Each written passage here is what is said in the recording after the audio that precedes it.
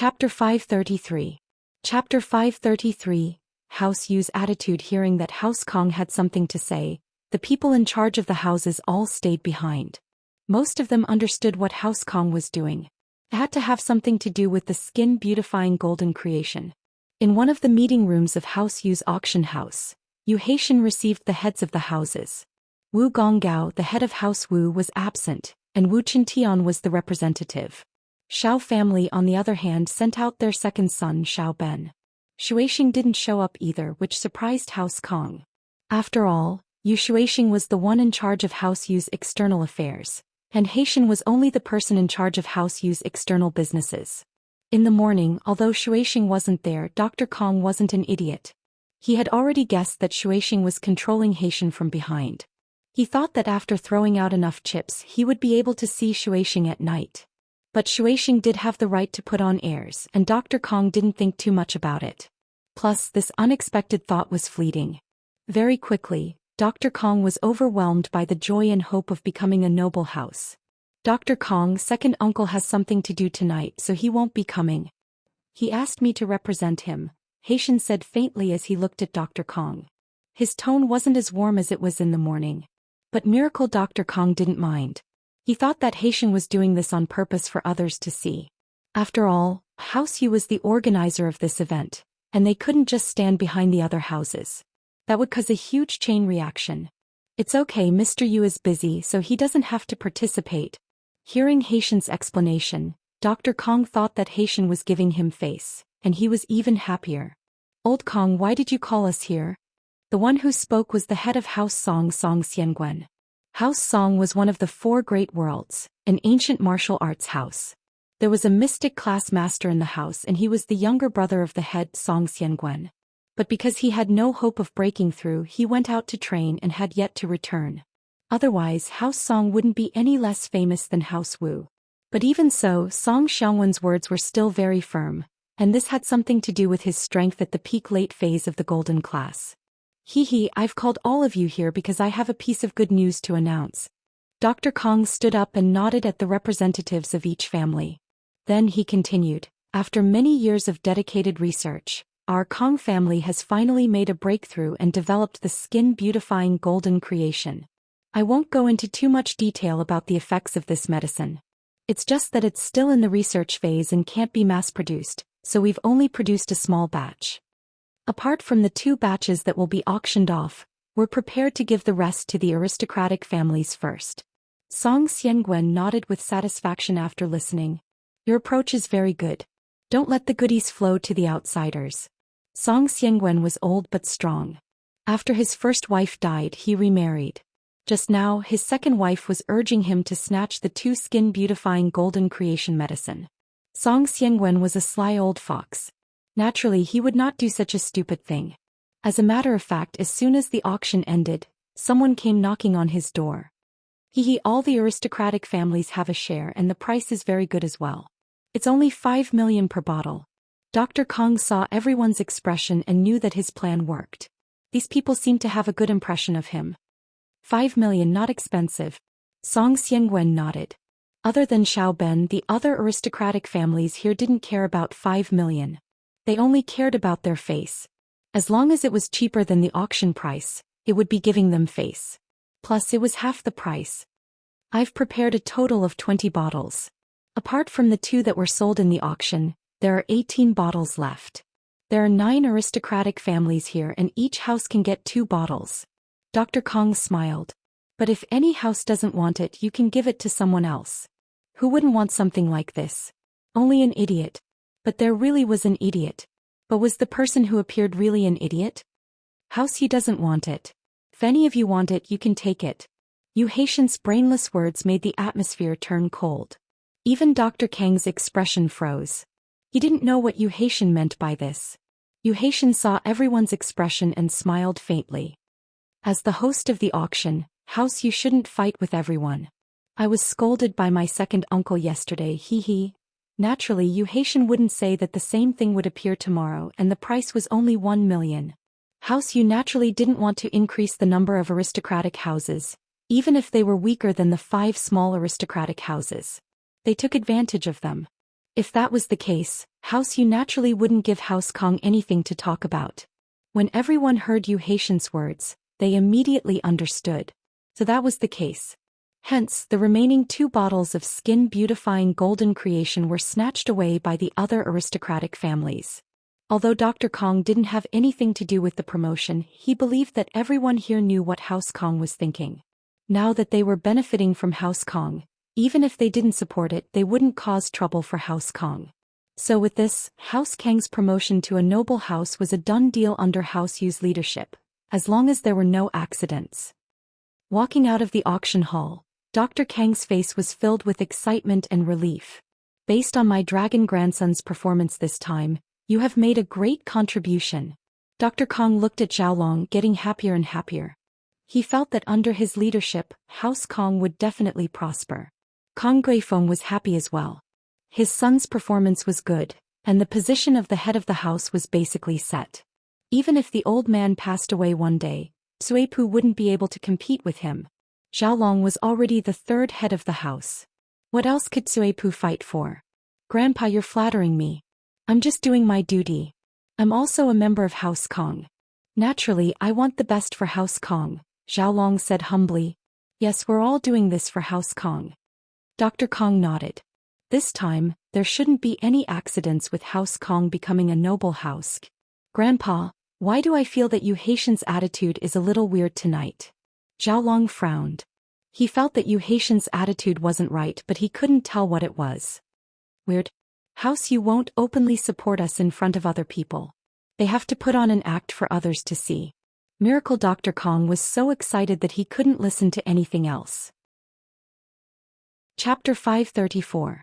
Phew, Lin Yi laid on the bed in the hotel room and let out a long breath. He thought that he would be able to face House Yu calmly.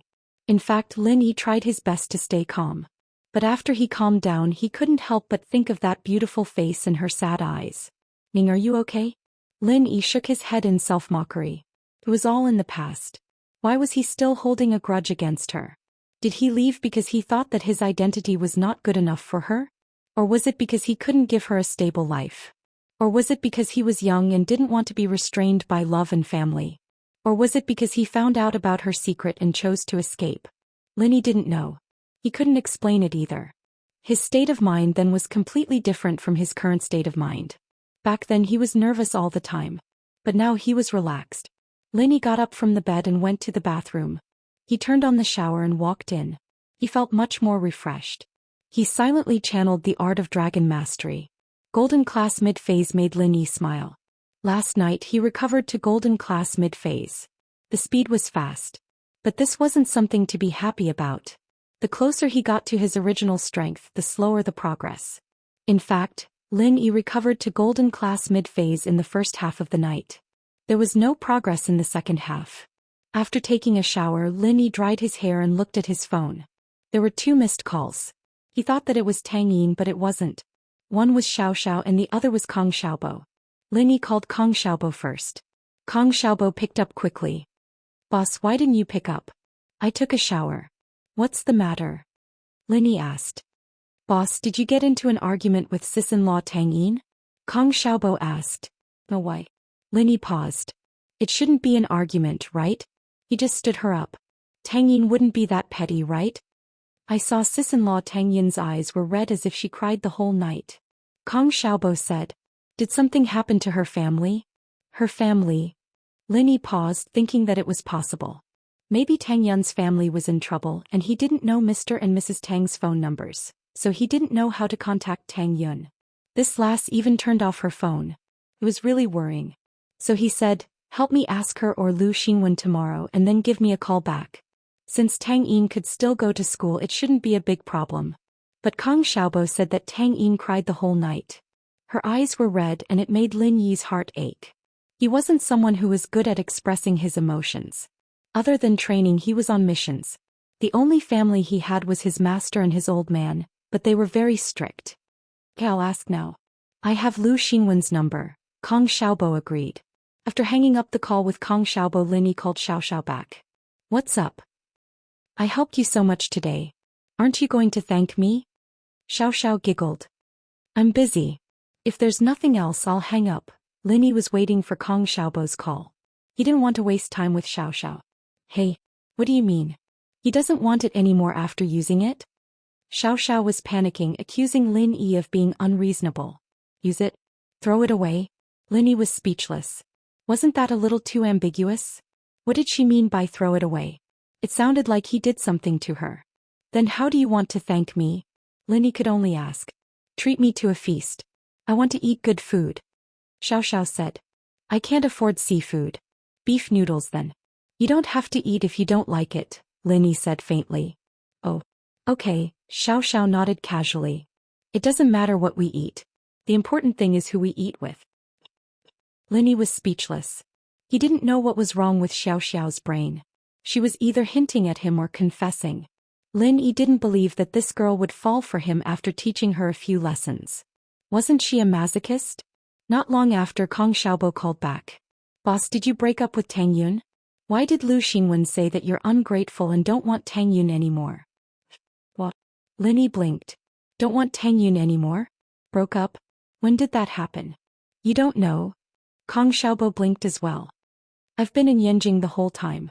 How would I know? Lin Yi smiled bitterly. Lu Xinwen didn't lie to you, right? I don't know. Who knows what happened? I called and Lu Xinwen started yelling at me. She told me to tell you that Tang Yun doesn't want to be with you. You don't want her anymore. There's a lot of people waiting in line for you. Xiaobo was quite troubled as well. It was a wasted call. I'll ask Fan what's going on tomorrow. All right, help me ask her tomorrow. Lin Yi frowned. Was there some misunderstanding? Tang Yun wasn't that petty. She thought that he didn't want her anymore just because he stood her up once, right? Less than a minute after he hung up on Kong Xiaobo, Xiao Xiao called again. Lin Yi, why did you hang up on me? Is this how you treat pretty girls? Xiao Xiao was really pissed. Why? What right did Lin Yi have to ignore her? She wanted him to treat her to a meal, but he didn't even want to. It was as if she really wanted that meal. Is Uncle Feng back yet? Lin Yi didn't linger on the topic of Xiao Xiao. If he did, there'd be no end to it. He just changed the topic. This was something he learned from Yushu. Oh. What, you're in a hurry to see your father-in-law? Xiao Xiao teased. Lin Yi didn't expect Xiao Xiao to bring the topic back with just one sentence. He couldn't help but admire Xiao Xiao. This girl was quite a match for Yushu. One acted dumb and the other acted like an oddball. Neither of them were easy to deal with. Then call me when Uncle Feng comes back. I'm going to sleep. Lin Yi was about to hang up. Hey, wait. When are you going to treat me to beef noodles? I want a big bowl with meat. Xiao Xiao said. Chapter 535. Master Bing is here, then you can't go back on your word. Xiao Xiao reminded. I won't. Lin Yi said helplessly. All right, I'll let you go for now. Xiao Xiao hung up the phone satisfied. She waved her fist excitedly. Eh. I'll make you treat me to beef noodles when we get back to school. I'll piss Tang Yin off. Songshan Starlight Hotel. In the top private room. Xihua stood beside a young man and filled up the wine glass in front of him. Master Bing, do you have any new instructions from the boss? Oh, my dad didn't say anything. He just wanted you to cooperate with me. Qibing waved his hand nonchalantly as if he didn't put Xihua in his eyes at all. This big boss of the underworld who could shake the entire Songshan city with a single stomp. However, Xihua wasn't annoyed. He understood his position. In the eyes of the boss, he was just a dog. Although Qibing was his illegitimate son, he was still the young master. What good would it do to him if he didn't serve him well? Of course, I'll do whatever you say, Master Bing. Xihua said respectfully. How's the real estate company I want? I heard that it's very profitable. Have you settled the company yet? Qibing asked bluntly. It's done. All the procedures are ready. I've already informed Jin Gubang. He'll be here soon. Xihua said quickly. We're just waiting for you to give the company a name. Jin Gubang? Is he the chairman of Pingzhan Industries? Qibing clearly had an impression of Jin Gubang's name. He lost to that old fox Pingzhan and got kicked out of the company. Xihua said. But it doesn't matter. It won't affect your company. Jin Gubang invested his own money to open a real estate company for you. Oh, at least he's smart. Xihua nodded in satisfaction. Since he's the investor, I'll give him 20% of the shares later. He'll be the general manager and help me manage the company. Jean Gubong will be grateful if he knows about it. He'll work for you with all his heart. Sihua said respectfully. There was a knock on the door just as they were talking. Who is it? Sihua asked. It's me, Jean Gubong. Gubong's voice sounded from outside. Come in. Sihua said faintly. Gubong pushed the door open and saw Sihua standing respectfully beside a young man. He paused for a moment before remembering that this was the legendary Master Bing. Master Bing, Sihua bro. He said with a flattering smile. You're Jean Gubong? Sit, tell me about the real estate company. Master Bing nodded and pointed at the seat across from him. Thank you, Master Bing. Gubong's heart was bleeding, but there was nothing he could do. His previous actions were a double loss. Not only did he lose his position as the chairman of Pingshan Industries, but he was also kicked out of the company. Now all his assets were used to set up a real estate company. After he walked out of the room, he was penniless. Sihua, tell him what I said just now. Let him know what's going on. Qibing ordered. Sihua nodded. Old Jean, Master Bing is a good master. He won't mistreat loyal subordinates like us. Yes. Gubong replied, smiling bitterly in his heart. That's for you, he won't mistreat you. You tricked a real estate company from me as a gift. Wouldn't he reward you if he was happy? What about me? I'll have nothing if I give you the real estate company. Master Bing said that you're the one who invested in this company, so he's going to reward you with 20% of the shares and hire you as the general manager. You'll be working for Master Bing in the future. Do you have any objections? Sihua asked. Gubong paused. Giving him shares? Making him the general manager? Wasn't this a good thing? Although it was a bit too much to reward him with the shares of the company he started with his own money, the situation was pressing. Gubong was already surprised that Master Bing would treat him like this. Plus, he was kicked out of Pingshan Industries, and the relationship he had with Pingshan Industries wasn't working anymore. He didn't have any funds in his hands, and it was basically impossible for him to make a comeback. Qibing, on the other hand, was giving him a chance, and Gubong was pleasantly surprised. Besides, working under Zhao Qibing was very beneficial as well. With such a strong backing, the company would definitely be able to prosper. At the very least, Sihua was on his side now. Everyone was working for Master Bing, and his position would rise as well. He'd settle the score with Pingshan then. Master Bing, you're too good to me. I, Gubong, don't know how to talk, but I'll do my best to live up to your expectations. I'll do anything for you. Gubong clenched his fists, feeling that his life was full of hope again. Alright, don't think I don't know what you're thinking. You want to use my power to expand the company and get revenge on Pingshan? Qibing said faintly. Master Bing, I didn't mean it that way. Gubong was startled. He'd thought that Master Bing was just a spoiled brat, but he didn't expect him to have such sharp observation skills. He'd seen through his intentions in such a short amount of time. You know better than anyone else whether you have it or not. Qibing curled his lips. But you don't have to be afraid. I like my men to be ambitious, and I'm happy to see you use the power I give you to get rid of your enemies. But what I want is your loyalty. As long as you're loyal to me, I'll give you what you want. Yes. Don't worry, Master Bing, I'll do what you ask of me. Gubong clenched his teeth. I'm your dog, Master Bing, I'll bite whoever you want me to bite. Although it sounded like he was insulting himself, Gubong had thought it through. It wasn't easy for him to find a backer like this, and whether or not he could prosper in the future depended on Qibing. Qibing nodded, satisfied. Alright, since we're on the same side, there's no need to be so polite. Eat and drink and we'll discuss the company's development. Chapter 536. Pin Liang on the move. You don't have to be so nervous.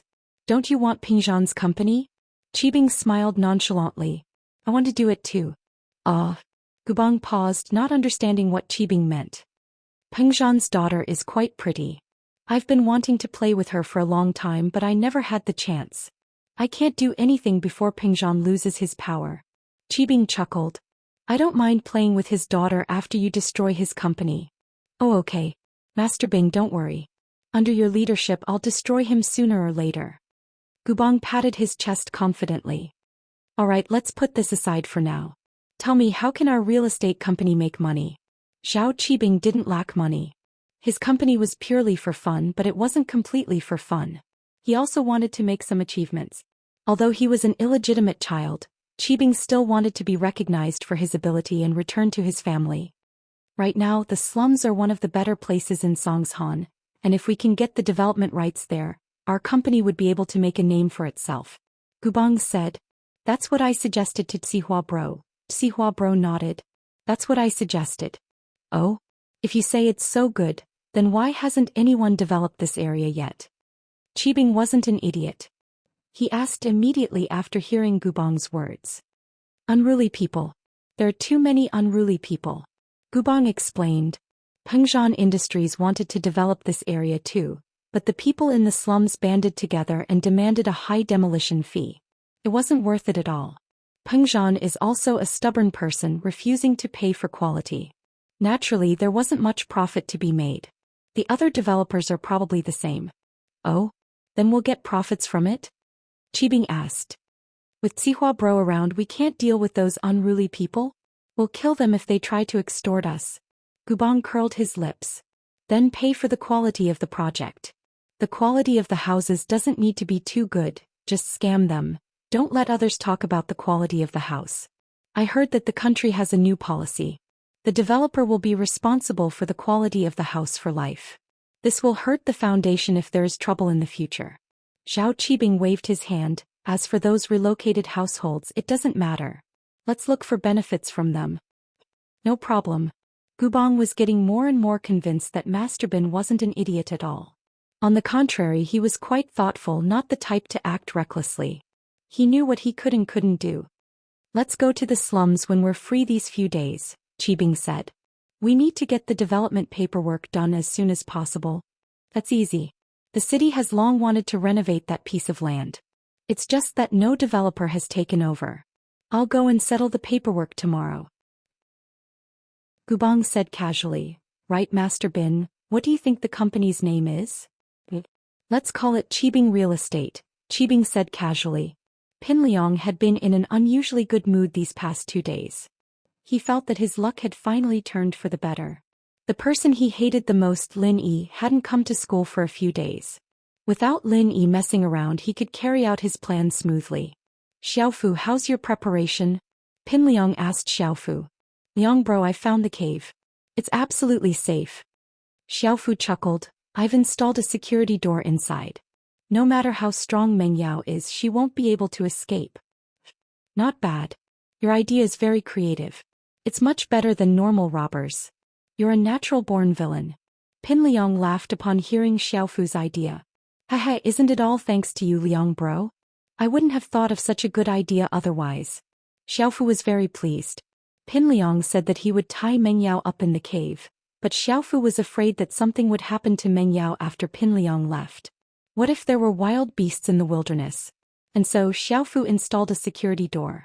Now no one would be able to open it without a key. There's food and toys inside, right? Pin Liang asked. Of course, I've prepared everything. Xiaofu nodded. The rest is up to you, Liang bro. See how you can trick Meng Yao. That's up to me, I've thought about it long ago. Pin Liang said confidently. I know Meng Yao pretty well. I can handle this myself. Pin Liang walked up to Meng Yao and Yushu's table and whispered, Yao Yao, I have something very important to ask you. Meng Yao raised her head and frowned. I told you not to call me Yao Yao. Call me Yao Yao sis, or my full name. Why is your memory so bad? Yeah, Yao Yao sis, I think little Liang should eat some pills to nourish himself. Yushu nodded. Pin Liang wasn't angry at all. Instead he said seriously, all right, I'll call you Meng Yao then. I really have something to talk to you about. These names don't matter. What is it? Meng Yao asked impatiently. She was just about to go buy some snacks with Shu when Pin Liang suddenly appeared beside their seat. She didn't know what he wanted. Shu, do you want to leave for a bit? Pin Liang asked carefully. Yushu paused. Pin Liang never asked her to leave whenever he was chasing Meng Yao. He would even ask her to stay and help him. What did he want today? Today's business is a bit secretive. It might involve Meng Yao's privacy, so Pin Liang said in a roundabout way. Pin Liang, if you have something to say, just say it. If not, Shu and I will go shopping.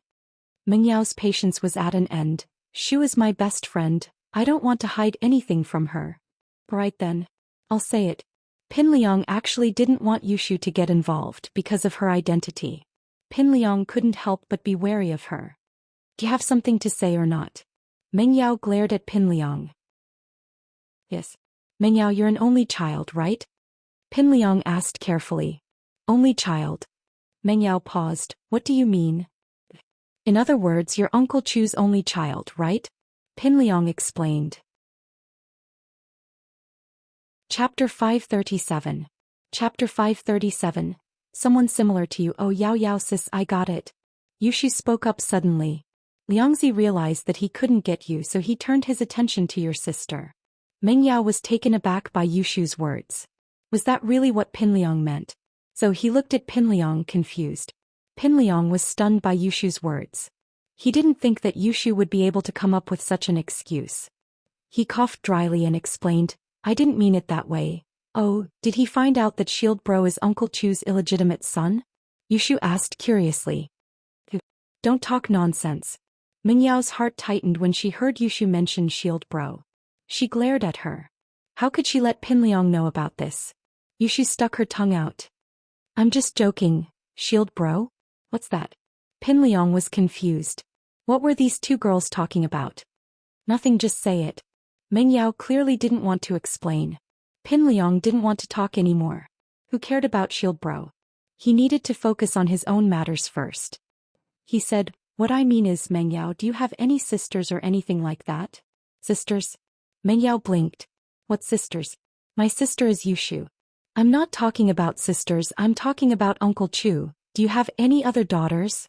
Pin Liang asked carefully. Other daughters? Pin Liang, what are you trying to say? Why are you stuttering? Can't you just say it all at once? Meng Yao was a little angry. What was this guy trying to say? Was he trying to say that her father had an illegitimate son or daughter outside? Hey Meng Yao, I might have seen wrongly. It's fine, it's fine. Pin Liang waved his hand and was about to leave when he added, how can there be such similar people in this world? Meng Yao wasn't interested in Pin Liang's words at first. She didn't want to call him back, but the second half of his sentence caught her by surprise. Pin Liang, what do you mean by like? She called out. Pin Liang, what do you mean? Is there anyone like me? That's right. Last night I went to the Shuangyan Mountain Resort with my father. When I was climbing the mountain, I saw a woman who looked very similar to you. I should say you're practically carved from the same mold. I thought it was you, so I called out your name. Pin Liang said, pleased that he'd gotten Meng Yao's attention. The woman's body shook and she turned around to look at me before leaving in a hurry. What? Does he really look like me? Meng Yao's breathing quickened as she stared fixedly at Pin Liang. Yeah, but I took a closer look at her after she turned around. She's a little older than you. Pin Liang shook his head. I thought she was your sister or something. Why would she turn around if I called Meng Yao? Then did she say anything? Meng Yao asked, panicking. She didn't say anything. She glanced at me and left quickly. Pin Liang shook his head. I was curious, so I followed, but I lost track of them. Ah. Meng Yao gasped, her eyes staring blankly at something. She stood beside her seat, deep in thought. Mom. Must be her mom. A voice called out in Meng Yao's heart, making her heart beat faster. How could there be someone so similar in this world? So that person must be her mom. Meng Yao had seen her mom's photo when she was young, and she looked exactly like her. In fact, she hadn't inherited Ping Zhan's genes in terms of looks. She'd inherited her mom's excellent looks. So when Pin Liang mentioned this person, Meng Yao's first thought was that he'd seen her mom. Pin Liang knew that his plan had worked when he saw Meng Yao's expression. He'd been chasing Meng Yao for 3 years. How could he not know about Meng Yao's family background? He knew that Meng Yao's mother had a conflict with Ping Zhan when Meng Yao was young and she left home. He hadn't heard from her all these years. It was impossible to say that Meng Yao didn't miss her mom. Pin Liang had grasped Meng Yao's psychological weakness, baiting her step by step. Now it seemed like he'd succeeded halfway. Since you don't have a sister, then I must be mistaken. Forget it, pretend I didn't say anything. Pin Liang shook his head and walked out of the classroom, counting silently as he walked. 1, 2, 3, wait. Pin Liang heard Meng Yao's voice from behind. Pin Liang's lips curled into a smile. He didn't believe that Meng Yao wouldn't take the bait. Meng Yao, is there anything else? Pin Liang turned around, a fawning look on his face. Are you going to give me a chance to chase you? Stop it. Meng Yao frowned. I won't talk to you anymore if you keep this up. No, I'll talk nicely then. Meng Yao, why are you looking for me? Pin Liang said that on purpose. His goal was to make Meng Yao think that he didn't care about the girl who looked like him anymore. Instead, he cared about how to chase her. That way she wouldn't be suspicious. Let me ask you. Did you really see a girl who looked like me at Mount Shuangyan? Meng Yao asked. Yeah, but she's older than you. Naturally, I won't be interested. Pin Liang said confidently. How, don't worry. You're irreplaceable in my heart. She only looks like you. I won't fall in love with someone else. Who's asking you that? Meng Yao wasn't happy. Pin Liang, don't say useless things. I'm asking you, where did you see her? Where is it? That's hard to say. It's a big mountain, I might be able to find it if I go. It's hard to explain. Pin Liang scratched his head, troubled. Bring me there. Meng Yao couldn't care less. She missed her mother for so many years. At this moment she couldn't care less about going to school. She didn't think about whether Pin Liang was telling the truth or not. She only had one thought in her mind. That was to see her mother as soon as possible. No. It's pretty late and school hasn't ended yet. Pin Liang said awkwardly. Why don't we find a place to eat first? We'll talk about the mountain later? Meng Yao humphed, but then she thought that Shu might be doing the right thing. She should tell Lin Yi about her whereabouts. What if she got into an accident in the middle of nowhere? Yushu did miss Lin Yi a little, but she couldn't explain why. He was just used to living with Lin Yi. He wasn't used to missing someone all of a sudden. Poor little wife, always acting as the big wife's mouthpiece. Yushu took out her phone and mumbled to herself. What did you say? Meng Yao almost tripped. What big wife, little wife? You're the big wife, I'm the little wife. Yushu wasn't afraid at all. You damn Shu, do you want to have your tongue pulled out? Who's Lin Yi's big wife? Meng Yao glared at Yushu. Oh. Yao really likes shield bro. Yushu raised her hands in joy. I only said big wife and little wife, I didn't say shield bros. I'm so pissed. Meng Yao knew that she was tricked by Yushu. The girl had been leading her step by step, but she really didn't say who the big wife and little wife were. The big wife and little wife thing seemed to be something the two of them had agreed on before, and it didn't specifically say who the husband was. She'd been tricked. Meng Yao glared at Yushu. Open your mouth.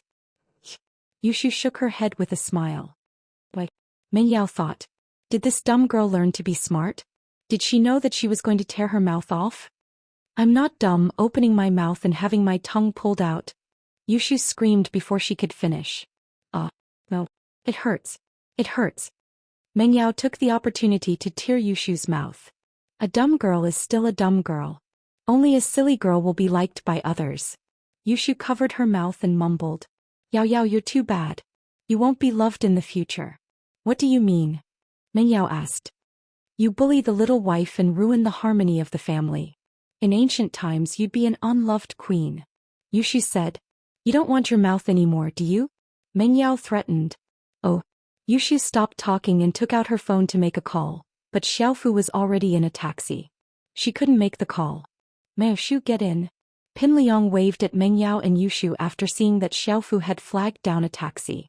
Xiaofu hailed a 7-seater Turan cab and Meng Yao and Yushu, on the other hand, sat in the third row since they were small.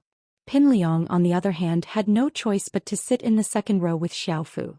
Pin Liang was so pissed that he wanted to kick Xiaofu to death. Didn't you look carefully when you flagged down a taxi? You should have flagged down a 5-seater Jetta. What were you trying to do with a 7-seater car? Pin Liang had wanted to sit with Meng Yao in the back seat. It was a 5-seater car, so there had to be 3 people in the back seat. He thought he could get intimate with Meng Yao, but it was all over now. But Meng Yao was sitting in the back seat and Pin Liang couldn't get angry. He could only hold it in.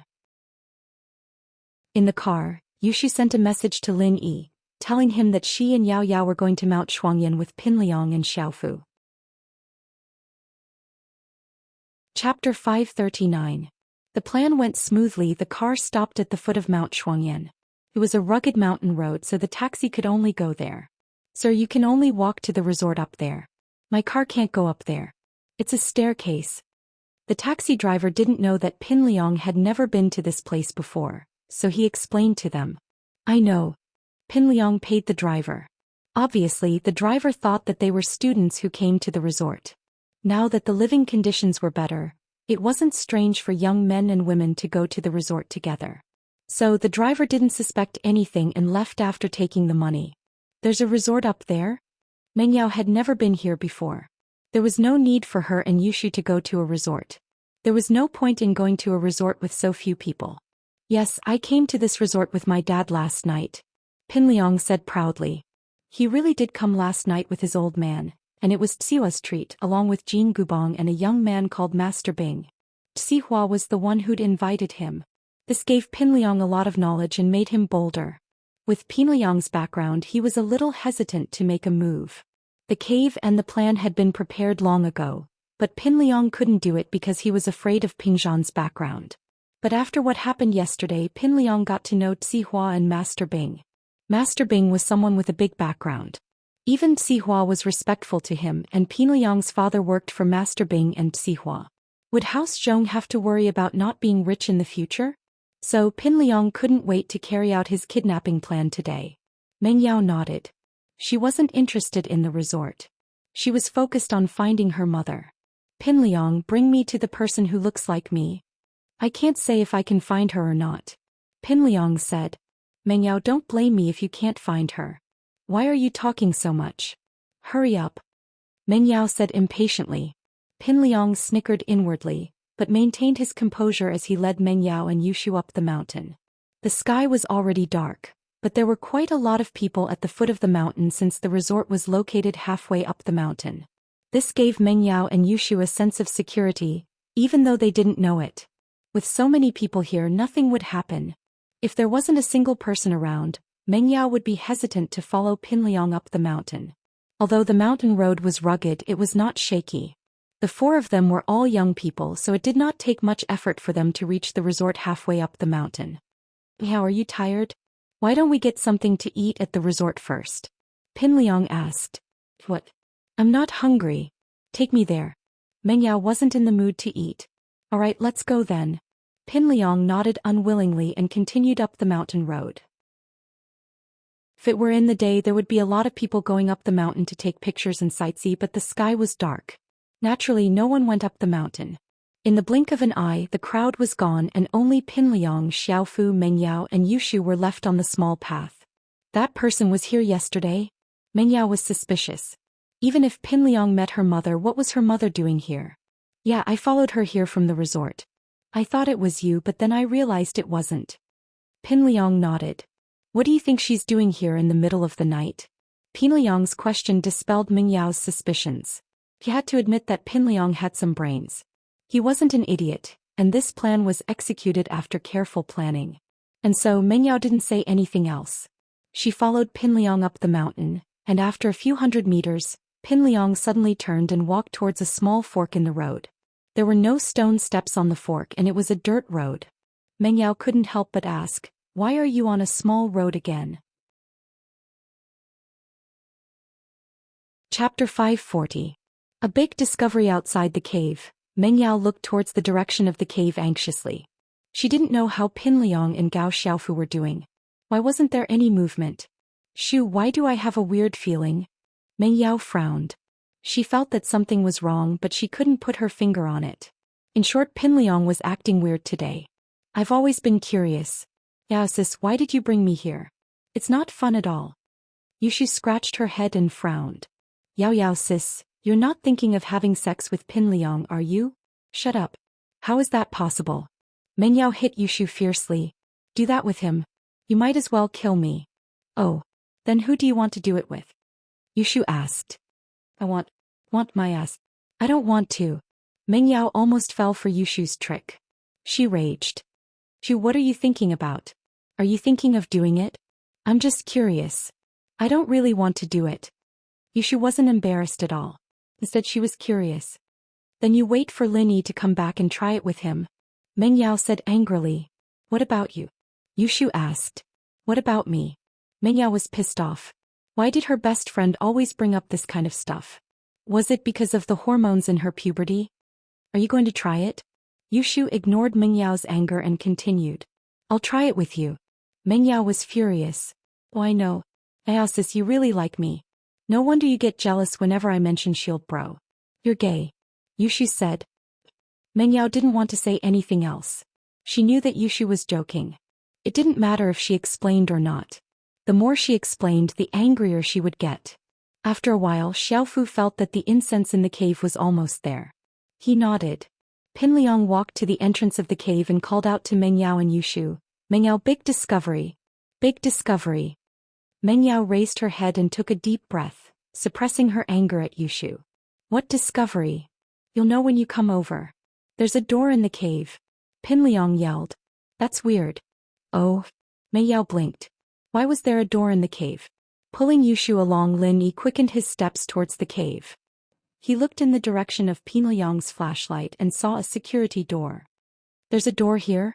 Is there really a door here? What was going on? Someone lives there? I don't know. We've studied it for a long time, but we still don't know what's going on. Pinliang said worriedly, why don't we call it a day? This place feels weird. Go knock on the door. How could Mengyao give up just like that? Especially when she saw the door, it meant that someone was living here. The first possibility Mengyao thought of was that her mother was living in seclusion here. Although it was a little strange, her impulsiveness had overtaken her rationality. Pinliang could only nod. Since the beauty has a request, I'll give it my all. Sigh, but don't blame me if anything happens. We've been through thick and thin together. Why are you talking so much? Hurry up. Mengyao was worried. Pinliang was taking his time, but she felt dizzy. She didn't know what was going on. Pinliang walked over and knocked on the door. Mengyao's head was getting dizzier and dizzier. Her eyelids were starting to give out and she was about to fall asleep. Shu, I'm so sleepy. Me too, Yao Yao, I want to sleep. Yushu said as she fell into Mengyao's arms. Mengyao, on the other hand, fell to the ground after being pushed by Yushu. Pinliang was overjoyed. It seemed like the incense was working, but he wasn't in a rush. What if the two woke up? After a while, Xiaofu spoke up after seeing that the two weren't moving. Liang bro, it's fine now. The owner said that they won't wake up for at least 10 hours. It's good. Get them into the house. Pinliang pointed at the door. You go open the door. Okay. Xiaofu took out the key and opened the door. Pinliang and Mengyao hurriedly got Yushu and Mengyao into the room. Pinliang and Xiaofu heard that the incense was powerful, but they hadn't used it before. They didn't have any experience, so they didn't dare make too much noise. They were very careful, afraid that they'd wake Mengyao and Yushu up. After everything was done, Pinliang shook his head regretfully. It'd be great if I could touch Mengyao's body. But he didn't dare to. He was afraid that he'd wake Mengyao up. Yeah, leave Yushu to me. I like her. Xiaofu was drooling as well. If you want to die, you can touch her. Pinliang said coldly. I wouldn't even bother with her if I had a choice. Her background isn't something we can mess with. Xiaofu couldn't help but shiver. He'd been blinded by his lust, but Pinliang's reminder reminded him of Yushu's brother's glorious past. He quickly put away his unrealistic thoughts. Haha, I was just saying. Xiaofu laughed dryly. He knew that these two weren't the school beauties he could touch. He wanted to find a school beauty as his girlfriend, but other than these two he couldn't touch anyone else. Tang Yun was the school beauty as well, but with a master like Lin Yi around, who would dare touch her? The new transfer Xiaoxia was even more so. Xiaofu didn't dare touch her either. Xiaofu was a little dejected. This was his fate. He wasn't fated to be the school beauty. Keep these two phones. Pinliang handed the two phones to Xiaofu. Liang bro, you keep them for yourself, I don't dare take them. Xiaofu was very careful after the scolding, afraid that he'd get dragged into it. Coward. Pinliang humphed, not caring at all. He put the phone in his pocket. Let's go. Okay. Xiaofu didn't want to stay here any longer. He followed Pinliang out. Chapter 541. Chapter 541. Secrets in the phone. Liang bro, it's fine. Didn't we already have a plan? Xiaofu could tell that Pinliang was nervous. If Pingzhan accepts you, Liang bro, then everything will be fine. If he doesn't accept it, we'll just let Mengyao go. Mengyao doesn't know that we set this up anyways, and we'll just say that the cave owner set us up together. She doesn't have any proof and she'll even thank us for saving her. Who knows, maybe we'll be the hero that saves the damsel in distress and Mengyao will fall for us. Pin Liang nodded. This was also the main reason why he used the incense instead of force. Even if things didn't work out and Meng Yao asked him about it later, he could always push the blame away and say that he'd fainted from the incense as well. But they'd only captured the two of them, leaving him and Xiaofu at the foot of the mountain. Although this would arouse Meng Yao and Ping Zhan's suspicions, it was just a suspicion. They wouldn't be able to do anything to him without any proof. This was also one of the reasons why Pin Liang wasn't afraid. If Ping Zhan didn't agree to his relationship with Meng Yao, then he could just let Meng Yao go. He wouldn't be able to do anything to Meng Yao then.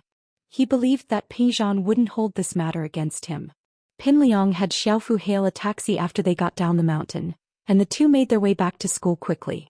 As for Meng Yao, he'd have to wait until Uncle Fu came to pick up Meng Yao and Yushu after school. He'd only be able to meet up with Ping Zhan then. During the self-study session at night, Pin Liang and Xiaofu acted as if nothing had happened. It was as if Meng Yao and Yushu's disappearance had nothing to do with them. In fact, no one dared to ask about the whereabouts of the two young ladies. Since the two of them had left, the teacher had turned a blind eye to it. Pin Liang was bored and wanted to see if there were any private pictures in Meng Yao's phone. It would be best if there were naked pictures.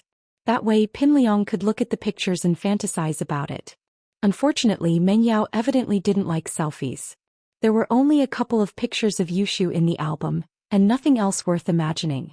Pin Liang pressed the power-off button, deciding to put the phone back into Meng Yao's backpack. He couldn't explain himself if he had it in his hands. As for Yushu's phone, Pin Liang didn't want to look at it. He didn't want to, nor did he dare. What if he saw something bad and Yushu found out? The girl wouldn't let him off the hook. Who knew if Xihua Bro and Master Bing would be able to mess with Yushu? But it didn't take long before Pin Liang's heart started itching again. He remembered that Yushu's photo was in Meng Yao's phone. Could Yushu have Meng Yao's photo in her phone? The two of them might even take photos of each other. With that in mind, Pin Liang pulled out Yushu's phone, turned it on and opened the photo album. Pin Liang's eyes widened as the person in Yushu's photo album was none other than Lin Yi. This surprised Pin Liang. Why would Yushu have Lin Yi's photo in her phone? He flipped through it and there were photos of Lin Yi in school and there were photos of Lin Yi roasting the shark. There were many more similar photos. Pin Liang was speechless. This girl couldn't have fallen for Lin Yi, could she? But thinking about Yushu's personality, it was possible. But there was an 80% chance that it was just a crush. He couldn't see any relationship between Lin Yi and Yushu normally. Pin Liang let out a sigh of relief. If he let Lin Yi and Yushu get together, he'd be in deep trouble. The more he looked, the more depressed he got. He turned off Yushu's phone and shook his head. He didn't expect this at all. Did Meng Yao know about Yushu's crush on Lin Yi? But it wasn't his business. Pin Liang didn't have the time to care about stuff like this, especially when it involved Lin Yi. He didn't want to care about it. What if he got himself into trouble again? When school was finally over, Pin Liang stuffed Meng Yao and Yushu's phones back into their bags and walked out of the school alone. He didn't bring Xiaofu with him this time. There was no need. It'd be troublesome if Xiaofu got involved. Faubert's Bentley had been parked at the alley in front of the school for the past 3 years. Pin Liang remembered it very clearly. He found Faubert's Bentley easily. Pin Liang took a deep breath to calm himself down before knocking on the window. "What's up?" Faubert knew Pin Liang as well as that he was the nephew of the company's previous shareholder, Jean Gubong. He was also Meng Yao's admirer. "Faubert, take me to Uncle Chu," Pin Liang ordered Faubert with an unquestionable tone.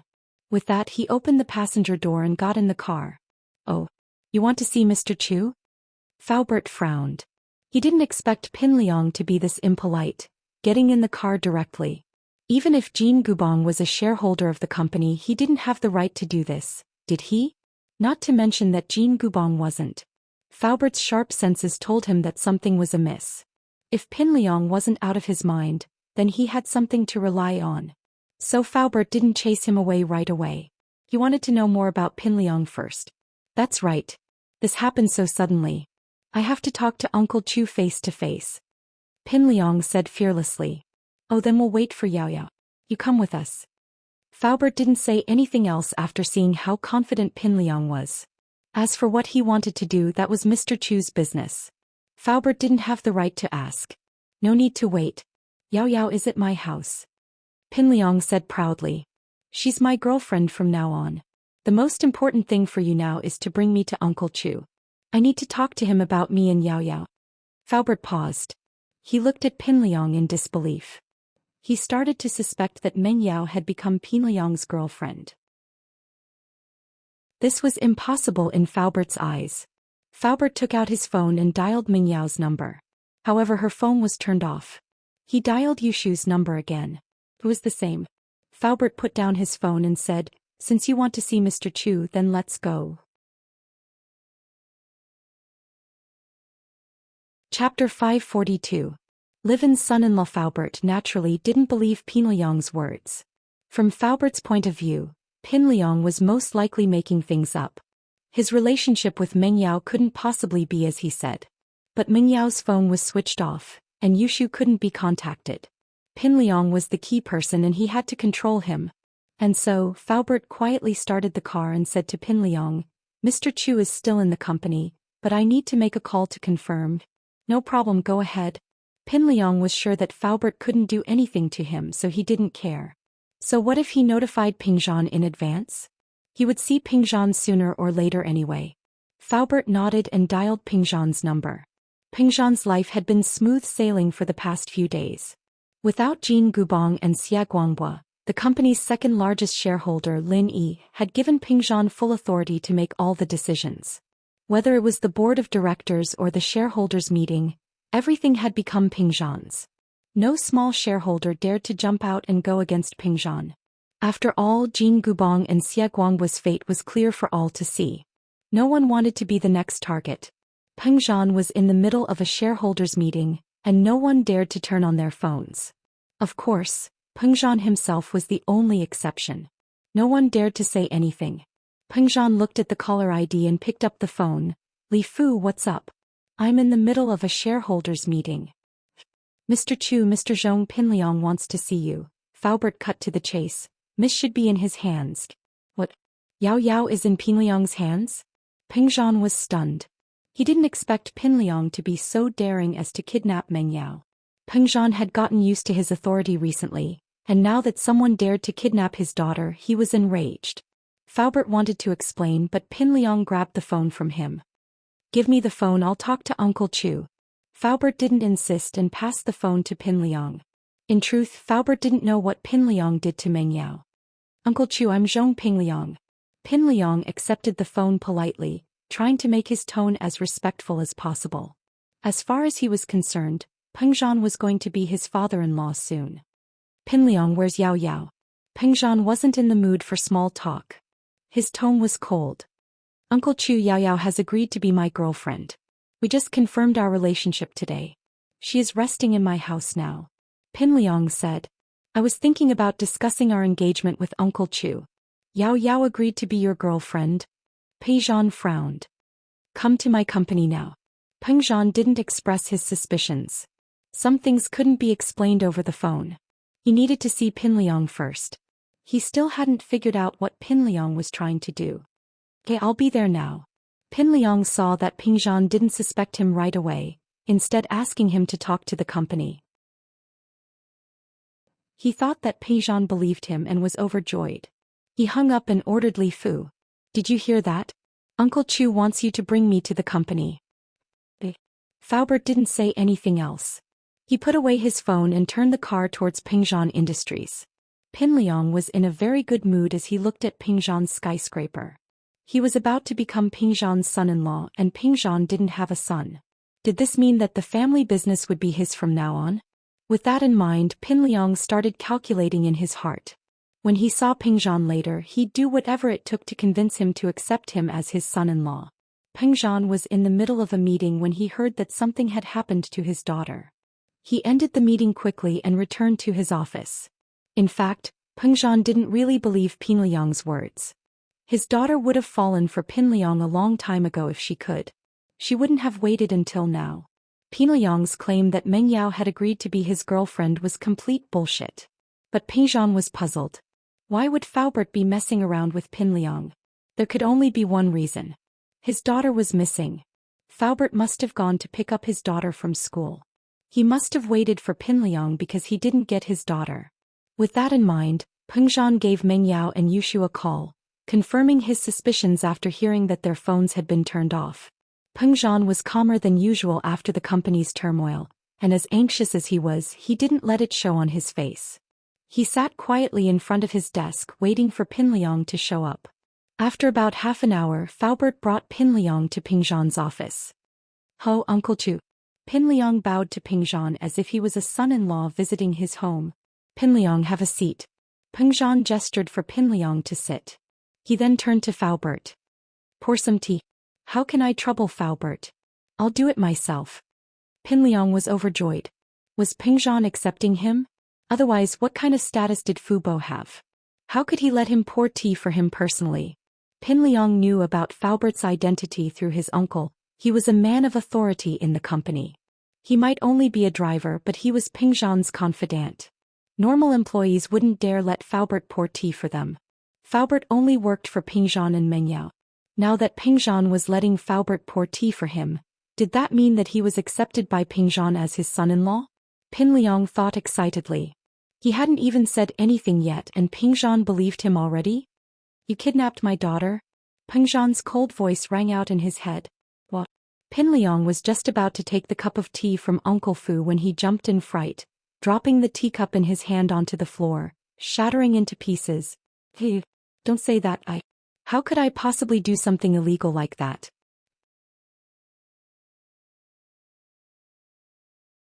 Chapter 543. Two possibilities. "She's resting in my house. Didn't I tell you? Yao Yao and I are already in a relationship," Pin Liang said calmly. He knew that he couldn't lower his head. His plan would be ruined if he did. "Relationship? What relationship?" Peng Zhan asked. "It's a boyfriend and girlfriend relationship." Pin Liang tried to calm himself down. "Think about it, what relationship can there be? Then why is she in your house? Why didn't she come with you?" Peng Zhan didn't believe Pin Liang. "She's tired and fell asleep. You know, girls usually have trouble moving around when they do it for the first time," Pin Liang said embarrassedly. First of all, she was embarrassed. Second of all, I was worried that she wouldn't be able to move around, so I let her sleep at home and rest. "Oh? Is that so?" Peng Zhan frowned. He didn't believe that his daughter would have a relationship with another guy so casually. Although his daughter had grown up, this kind of thing wasn't something that could be done so casually. Even if Meng Yao and Lin Yi did it, Peng Zhan would still be suspicious, let alone Pin Liang, who Meng Yao didn't like. Unless his daughter was confused. Wait, confused? Could it be that Pin Liang had done something? Peng Zhan was enraged at the thought. If this kid dared to do it, Peng Zhan would kill him even if he had to give up his family business. Pin Liang felt a little guilty when he saw the unfriendly look on Peng Zhan's face, but he didn't want to back down. "Uncle Chu, don't worry, Yao Yao's fine. She's just a little tired and fell asleep. Then tell me, how did you two get together? What did my daughter promise you?" The more Peng Zhan looked at Pin Liang, the more he felt that something was wrong. He was someone who had been in the business world for many years. How could he not be observant? Not to mention a noob high school student like Pin Liang. Even those old foxes in the business world wouldn't be able to tell if something was wrong under Peng Zhan's observation. Hence, Peng Zhan felt that Pin Liang wasn't telling the truth. Of course, there were two kinds of lies. Peng Zhan wasn't sure which one it was. The good news was that his daughter was completely fine, and Pin Liang was just bluffing. The worst-case scenario was that half of what Pin Liang said was true. He really did do something to Meng Yao, but his methods weren't that glorious. "Uncle Chu, you also know that I have been pursuing Yao Yao. Wasn't he going to graduate soon? I thought that if I didn't confess now, I wouldn't have another chance." Pin Liang had already thought of an excuse, so when Peng Zhan asked, he went straight to the point. "A couple of days ago on the tree planting day, I prepared a show of my love for you guys that never sleeps. I used fireworks to form the words Yao Yao, I love you. That day all the teachers and students were there, they could all bear witness. So Yao Yao was touched, she accepted my confession and became my girlfriend." "Really?" Peng Zhan was starting to believe Pin Liang's words a little more after hearing his confession. Of course, he believed that Pin Liang had really made this confession, not that his daughter had accepted it. Of course, Yao Yao was so touched. Pin Liang said proudly, "As the saying goes, sincerity can move mountains. I've been pursuing Yao Yao for 3 years, even a girl would be touched." Oh, so you guys went to get a room today? Pingzhan nodded and asked faintly. It's not getting a room, it's going to my house. Pinliang nodded embarrassedly. Uncle Chu, I'm sure you've been around this age as well. Since Yao Yao and I are in a relationship, everything else should be in order. But don't worry, I'll take responsibility. Pingzhan nodded. Just when Pinliang thought that he had passed the test, he heard Pingzhan's sudden question. Yao Yao went to get a room with you, did Shu go too? Ah. Pinliang's forehead was covered in sweat. Yes, Meng Yao went to get a room with him, but what was Yushu doing? Clearly, Pengzhan had tried to contact Yushu, but he couldn't reach her. In his plan, Yushu wasn't included. He only wanted Meng Yao to follow him up the mountain and lock her up.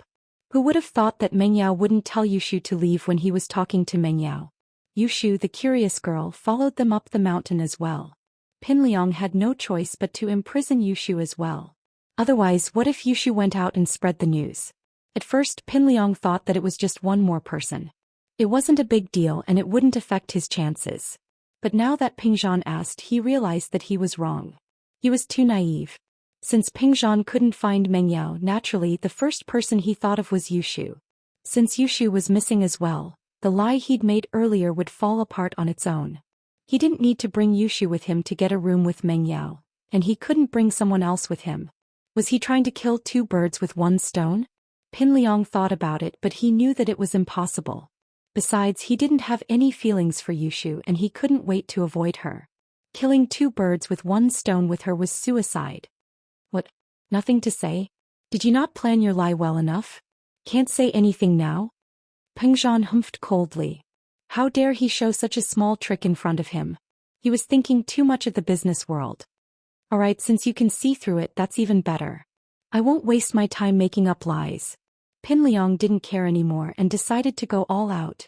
I've captured Yao Yao and Shu. But don't worry, I won't hurt Shu, I only like Meng Yao. What did you do to Yao Yao?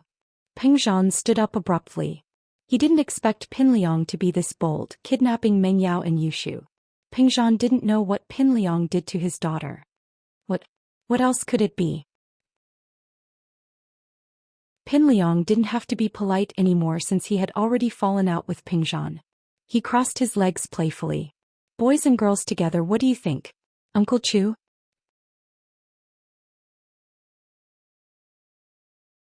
Chapter 544. Chapter 544, Zhong Pinliang, I've already done it. What's there to be afraid of? Pinliang said calmly. Uncle Chu, since you already know, I'll be honest with you. You have to acknowledge me as your son-in-law, even if you don't want to acknowledge me as your son-in-law. I've already done what I should and I didn't use any contraceptive measures. I'm planning to give birth to this child. It's fine if you don't want to acknowledge me as your grandfather. My family can afford it. My father is more than happy to have a grandson or granddaughter with him. How dare you come to my office? Aren't you afraid that I'll send you to the police station? Pengzhan couldn't tell if Pinliang was telling the truth or not, but he was absolutely furious. He hadn't been this furious even when Gubong and Guangbo were trying to take over Pingzhan Industries. He was sad and regretful at that time, but now he wanted to strangle Pinliang to death. I don't think you would.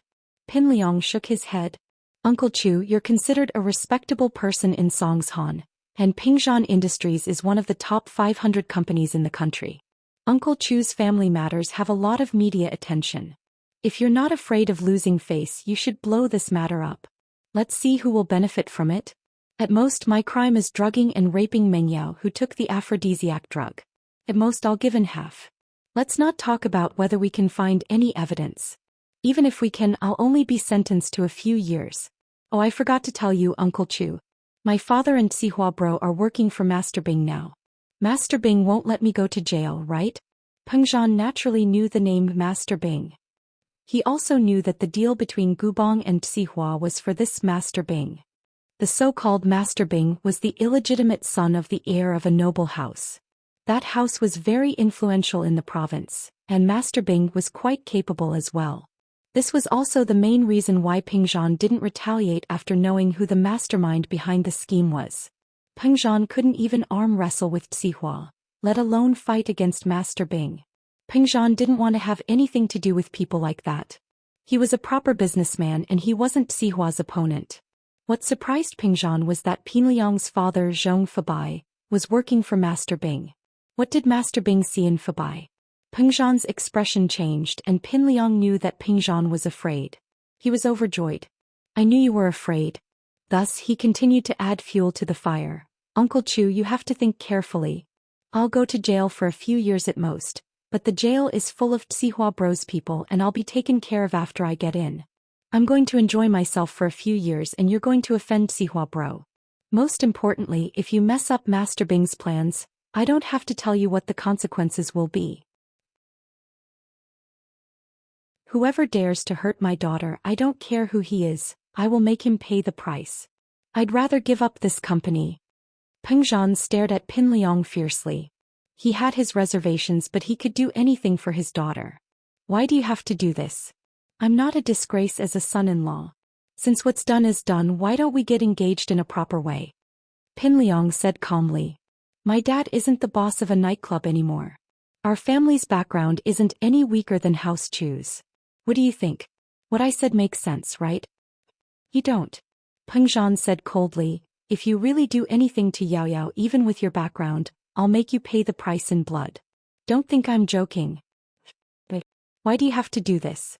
Pinliang didn't dare to look at Pingzhan's eyes and he laughed dryly.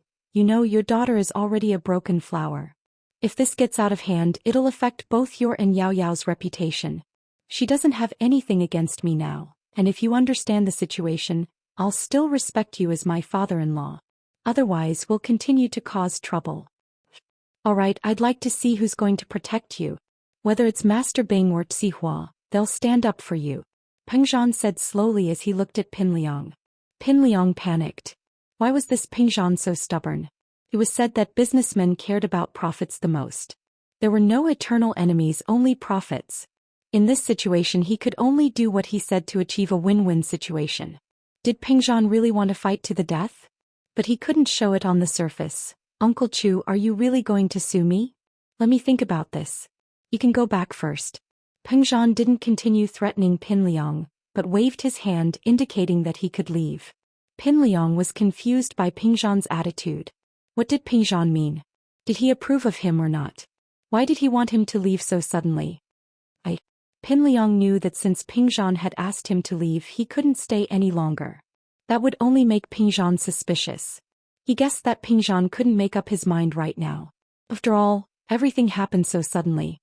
Although he proposed a win-win situation, Pingzhan still had to weigh the pros and cons carefully. Was he going to fight to the death or accept him as his son-in-law? It was good that there was a chance. Pinliang sighed in relief after thinking it through. He said, all right, Uncle Chu, think about it carefully. If you want to send me to prison, then there's nothing I can do. Pingzhan didn't say anything and Pinliang could only stand up bitterly. Pingzhan's attitude made it impossible for him to carry out the next step of his plan. His original plan was that if Pingzhan accepted him as his son-in-law, he'd go to the cave in Mount Shuangyan overnight and cook Meng Yao. If Pingzhan didn't agree, he'd release Meng Yao. Nothing would really happen to Meng Yao this way, and he believed that Pingzhan wouldn't hold him responsible for anything.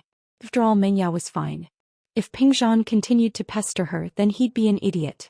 Master Bing and Tsihua weren't people to be messed with. This was why Pinliang wasn't afraid. He was hesitant before, but after knowing the relationship between Tsihua and Master Bing, he became bolder.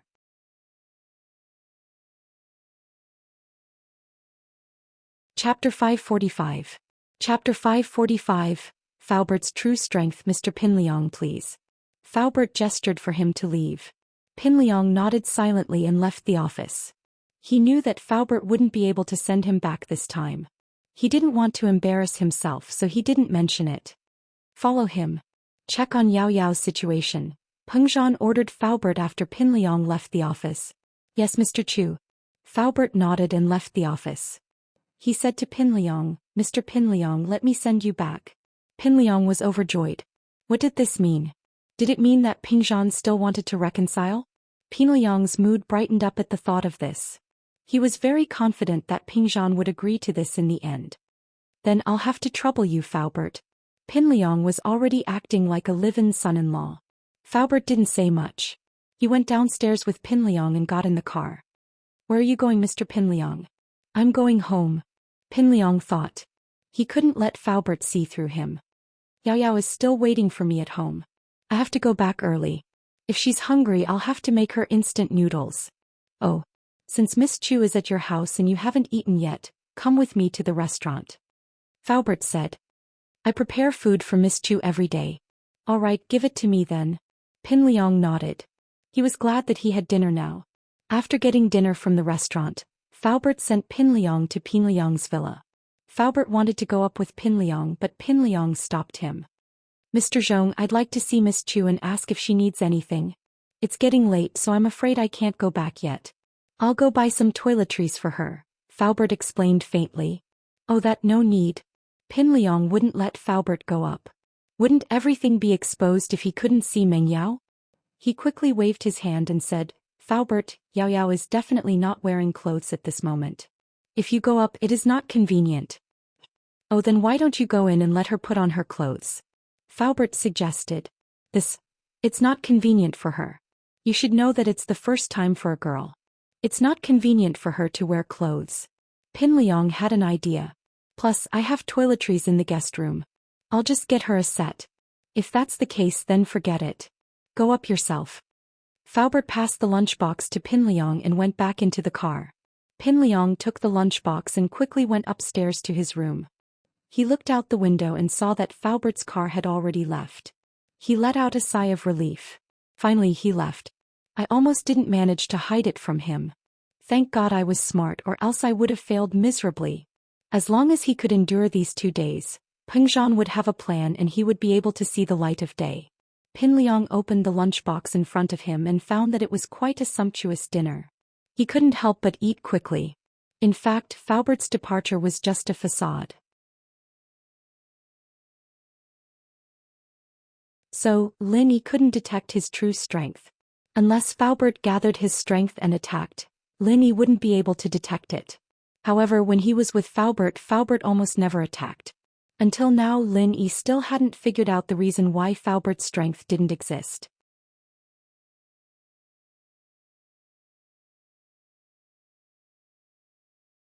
Faubert followed him from afar, confused. Why did Pinliang come to school as if nothing had happened? Wasn't he worried about Meng Yao? In fact, Pinliang was very worried, but he knew that worrying wouldn't help. Pengzhan's attitude hadn't been decided yet and he couldn't move on to the next step. He could only drag it out for now. It wasn't convenient for Faubert to follow Pinliang into the school himself, but Pengzhan was a shareholder of Songshan's first school. Faubert found a few random people and asked them to keep an eye on Pinliang. Naturally, these people fought for the job. Of course, Wang Jifeng was one of them. He was a person who was good at currying favor. He was worried that he wouldn't have a chance to build a good relationship with the higher-ups when Faubert gave him a mission. He patted his chest and promised that he would keep an eye on Pinliang's movements. Wang Jifeng didn't care about anything else this time. He grabbed a notebook and went to class 5 to listen to the class. It was normal for the dean to check on work, but this was the first time he did it for an entire day. However, Wang Jifeng didn't care about what others thought. He sat in the last row of class 5 and refused to leave. Coincidentally, he was sitting right next to Pinliang too. Pinliang was frustrated. What the hell was going on? He didn't even have the chance to discuss a plan with Xiaofu.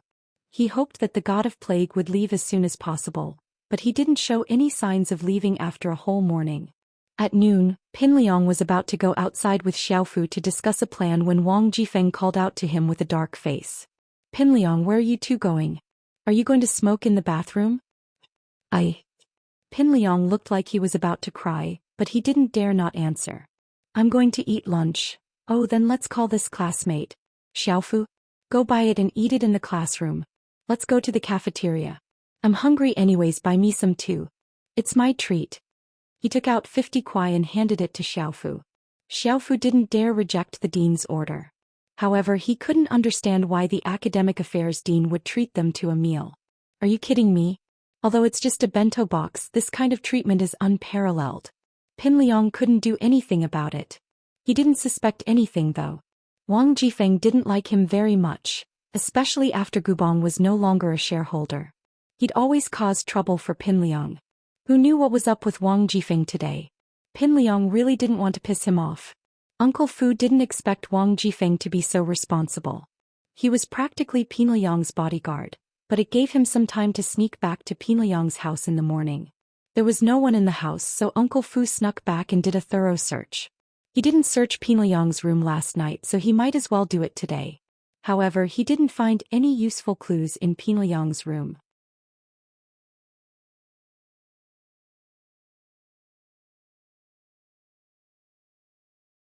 Chapter 547. This is kind of awkward. The third auction was held as scheduled, and this was also the last auction organized by House Yu. In this auction, Lin Yi didn't have anything that he wanted to bid for. Originally, he didn't want to participate, but because the last auction item was a deluxe edition of the injury medicine provided by his company, Lin Yi had to participate. It was reasonable to say that the third auction was the main stage of the auction, and it was the time for the big families to make their moves. However, Lin Yi was not a person who attached himself to the arts, and he had no interest in the real top-grade jewelry and antiques. "Boss, is there nothing you like?" Fatty Lai asked worriedly when he saw that Lin Yi didn't give him any instructions and just put the catalog aside. "There's nothing worth me making a move." Lin Yi shook his head. "If you like something, just do it. I'm going to sleep for a while." Fatty Lai smiled bitterly. Lin Yi was probably the only one who slept in the third round of the auction, wasn't he? Xiao Xiao was still sitting beside Lin Yi. Even if Lin Yi wanted to kick her out, she wouldn't leave, so Lin Yi didn't bother to say anything. "Hey Lin Yi, do you think I'm the girl who knows the most of your secrets?" Xiao Xiao didn't want Lin Yi to sleep, so she pulled him over to talk. "What do you mean?" Lin Yi pretended not to understand. "Tang Yin doesn't know about your company, does she? They didn't know that you could cure illnesses, did they? Even your two young misses don't know you as well as I do, right?" Xiao Xiao couldn't help but feel a little smug, thinking that she was the one who understood Lin Yi the most. "Oh, maybe," Lin Yi said lightly, as if this matter had nothing to do with him. Xiao Xiao couldn't help but get a little annoyed at Lin Yi's nonchalant face. What kind of person was this? He didn't know how to flirt at all. If it were a guy, he'd probably be excited, wouldn't he? Was his tone not ambiguous enough? Xiao Xiao had never pursued a guy before, and she'd never been in a relationship before. All her knowledge came from the internet and books, so she didn't know what to do. All she could do was sulk. "If there's nothing else, I'll take a nap." Lin Yi looked at Xiao Xiao. "I'm a bit sleepy." Then, "I'm also a little sleepy." "I'll sleep too." Xiao Xiao gritted her teeth and laid down on Lin Yi's shoulder. "Good night." Lin Yi frowned and wanted to turn his body sideways, but Xiao Xiao's head was like a magnet, moving wherever he moved. Lin Yi couldn't just lie on top of him, could he? "Stop fooling around," Lin Yi scolded. Xiao Xiao pretended to be asleep, ignoring Lin Yi. Seeing how shameless Xiao Xiao was, Lin Yi got even angrier. "Weren't you messing with me? Then let's see who gets the worst of it." Lin Yi put his arm around Xiao Xiao's shoulder, his hand moving towards Xiao Xiao's chest. "Ah!" Xiao Xiao gasped, her face turning red. She didn't think that Lin Yi would be so bold as to touch her chest. Xiao Xiao wanted to jump up and kick Lin Yi until he died. But Xiao Xiao came to a realization she was seducing Lin Yi to get him to like her, so how could she do that to him? Now that he was touching her chest, shouldn't she be trying to resist? At that thought, Xiao Xiao started to fidget. Being touched by a guy was a bit of a disadvantage, but in order to get Lin Yi's heart, it was normal to make some sacrifices. If it were when she first met Lin Yi, she would definitely reject Lin Yi touching her, but now she really did feel like she was trying to resist. Ever since Lin Yi saved her from the sea and again at the hotel 2 days ago, Xiao Xiao's hatred for Lin Yi had lessened. She didn't know how she felt about Lin Yi now, but she just wanted Lin Yi to like her even more. Xiao Xiao hadn't had this kind of mentality before, so she didn't think too much about it. She just thought that if he touched her now, he'd feel like he owed her, right? Maybe he'd start liking her after touching her and he wouldn't be able to stop. Lin Yi saw Xiao Xiao move a little, but let him put his hand on her chest, not resisting at all. He couldn't help but feel that it was strange. This Xiao Xiao wouldn't be willing to sacrifice her body for her plan, would she? If that was the case, then why did Lin Yi have to be so polite? Lin Yi wasn't a nice guy to begin with.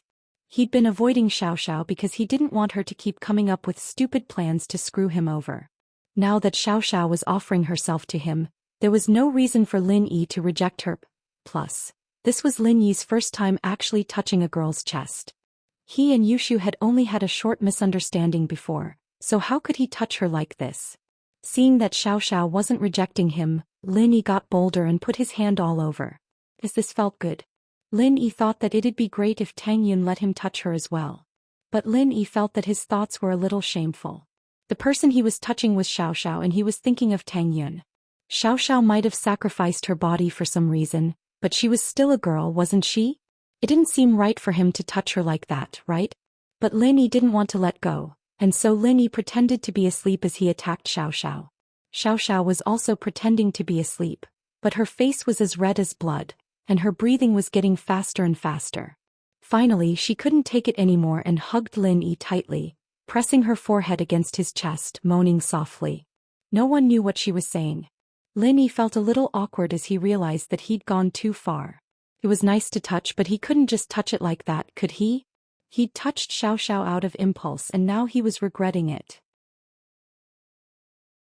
He quickly let go, but he didn't know if he should push her away or let her hug him. Luckily, after a while, Xiao Xiao let go of Lin Yi and looked up at Lin Yi shyly. Is it nice to touch? Lin Yi thought that the old saying made sense. What did it mean to touch someone's hand was shorter? Wasn't he the perfect example? But Lin Yi wasn't the type of person who wavered. He didn't want to lie when Xiao Xiao asked, so he nodded. Xiao Xiao couldn't help but smile after getting Lin Yi's confirmation. You've never touched Tang Yun before? Lin Yi shook his head.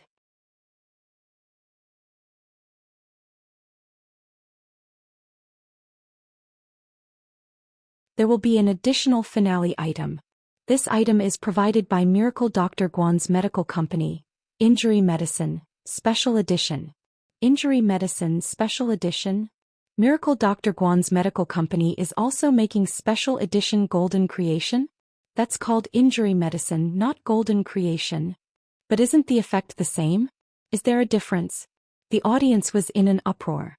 Everyone was paying close attention to Miracle Dr. Guan's medical company. In the first auction, the 3-pill of life extension and toxin cleansing provided by Miracle Dr. Guan's medical company were sold at a sky-high price. So, the third auction item that was added at the last minute had everyone talking about it. But after hearing the name, most people thought that it was something similar to the golden creation that Dr. Kang's medical company provided yesterday. Dad, why did Guan Xuemin come up with something similar to our golden creation? Does he have the formula for our golden creation as well? Kang Guifeng frowned when he heard the name of the injury medicine. They're calling it injury medicine, so it should be different from our golden creation. Besides, it's hard to say if it's effective or not. Dr. Kang wasn't that worried. His golden creation's formula was a secret, and no one would be able to analyze it. Even if they did, the ingredients were rare and they couldn't be mass-produced. Most of the suppliers in the country were monopolized by House Kang. He must be copying us. Kang Guifeng scolded unhappily. How shameless. And he's still calling himself Miracle Dr. Guan? That's a pretty good imitation. Imitation is imitation, it won't achieve anything big. Miracle Dr. Kang shook his head and smiled carelessly. He chose the wrong time to come up with a special edition injury medicine for auction at a time like this. Yeah, Kang Guifeng nodded. Indeed, we've already auctioned the golden creation medicine yesterday. It's basically enough for the entire auction. Who else are they going to sell it to? What a finale. I think it'll be embarrassing if no one buys it later. Let's watch the show. Dr. Kang smiled. Looks like it was the right decision not to leave so early. We can still watch a good show now. Grandpa, why do I feel that Fatty Lai isn't that reckless? Xiaolong was confused. If they brought out the same thing, they'd probably think the same thing. Aren't they afraid of embarrassing themselves? If not that reckless. If he wasn't, why would he spend 20 million to buy a box yesterday? Dr. Kang didn't think much of it. Hasn't he heard of the story of buying the casket and returning the pearls? But he still bought it. This proves that this person's IQ is really low. He was forced to do it yesterday. He couldn't back down now, so of course he had to spend money to buy it.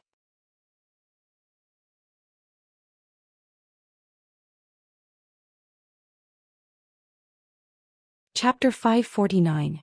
Where did the formula come from? Fatty Lai was looking forward to this opportunity as well. Being able to promote the company was a good thing, so he stood up and walked to the auction stage. It was Fatty Lai's second time on the stage. Even the heads of noble houses didn't get this kind of treatment, but House Yu gave him this face. Of course, this face was for Guan Xuemin. Only Guan Xuemin would receive this kind of treatment. Ladies and gentlemen, good day. I believe everyone is curious about what our company's injury medicine and special edition injury medicine are. Fatty Lai said calmly. Now I'll answer everyone's questions. Of course, other than Miracle Dr. Kang's family, the other noble houses and wealthy businessmen were all very interested in it.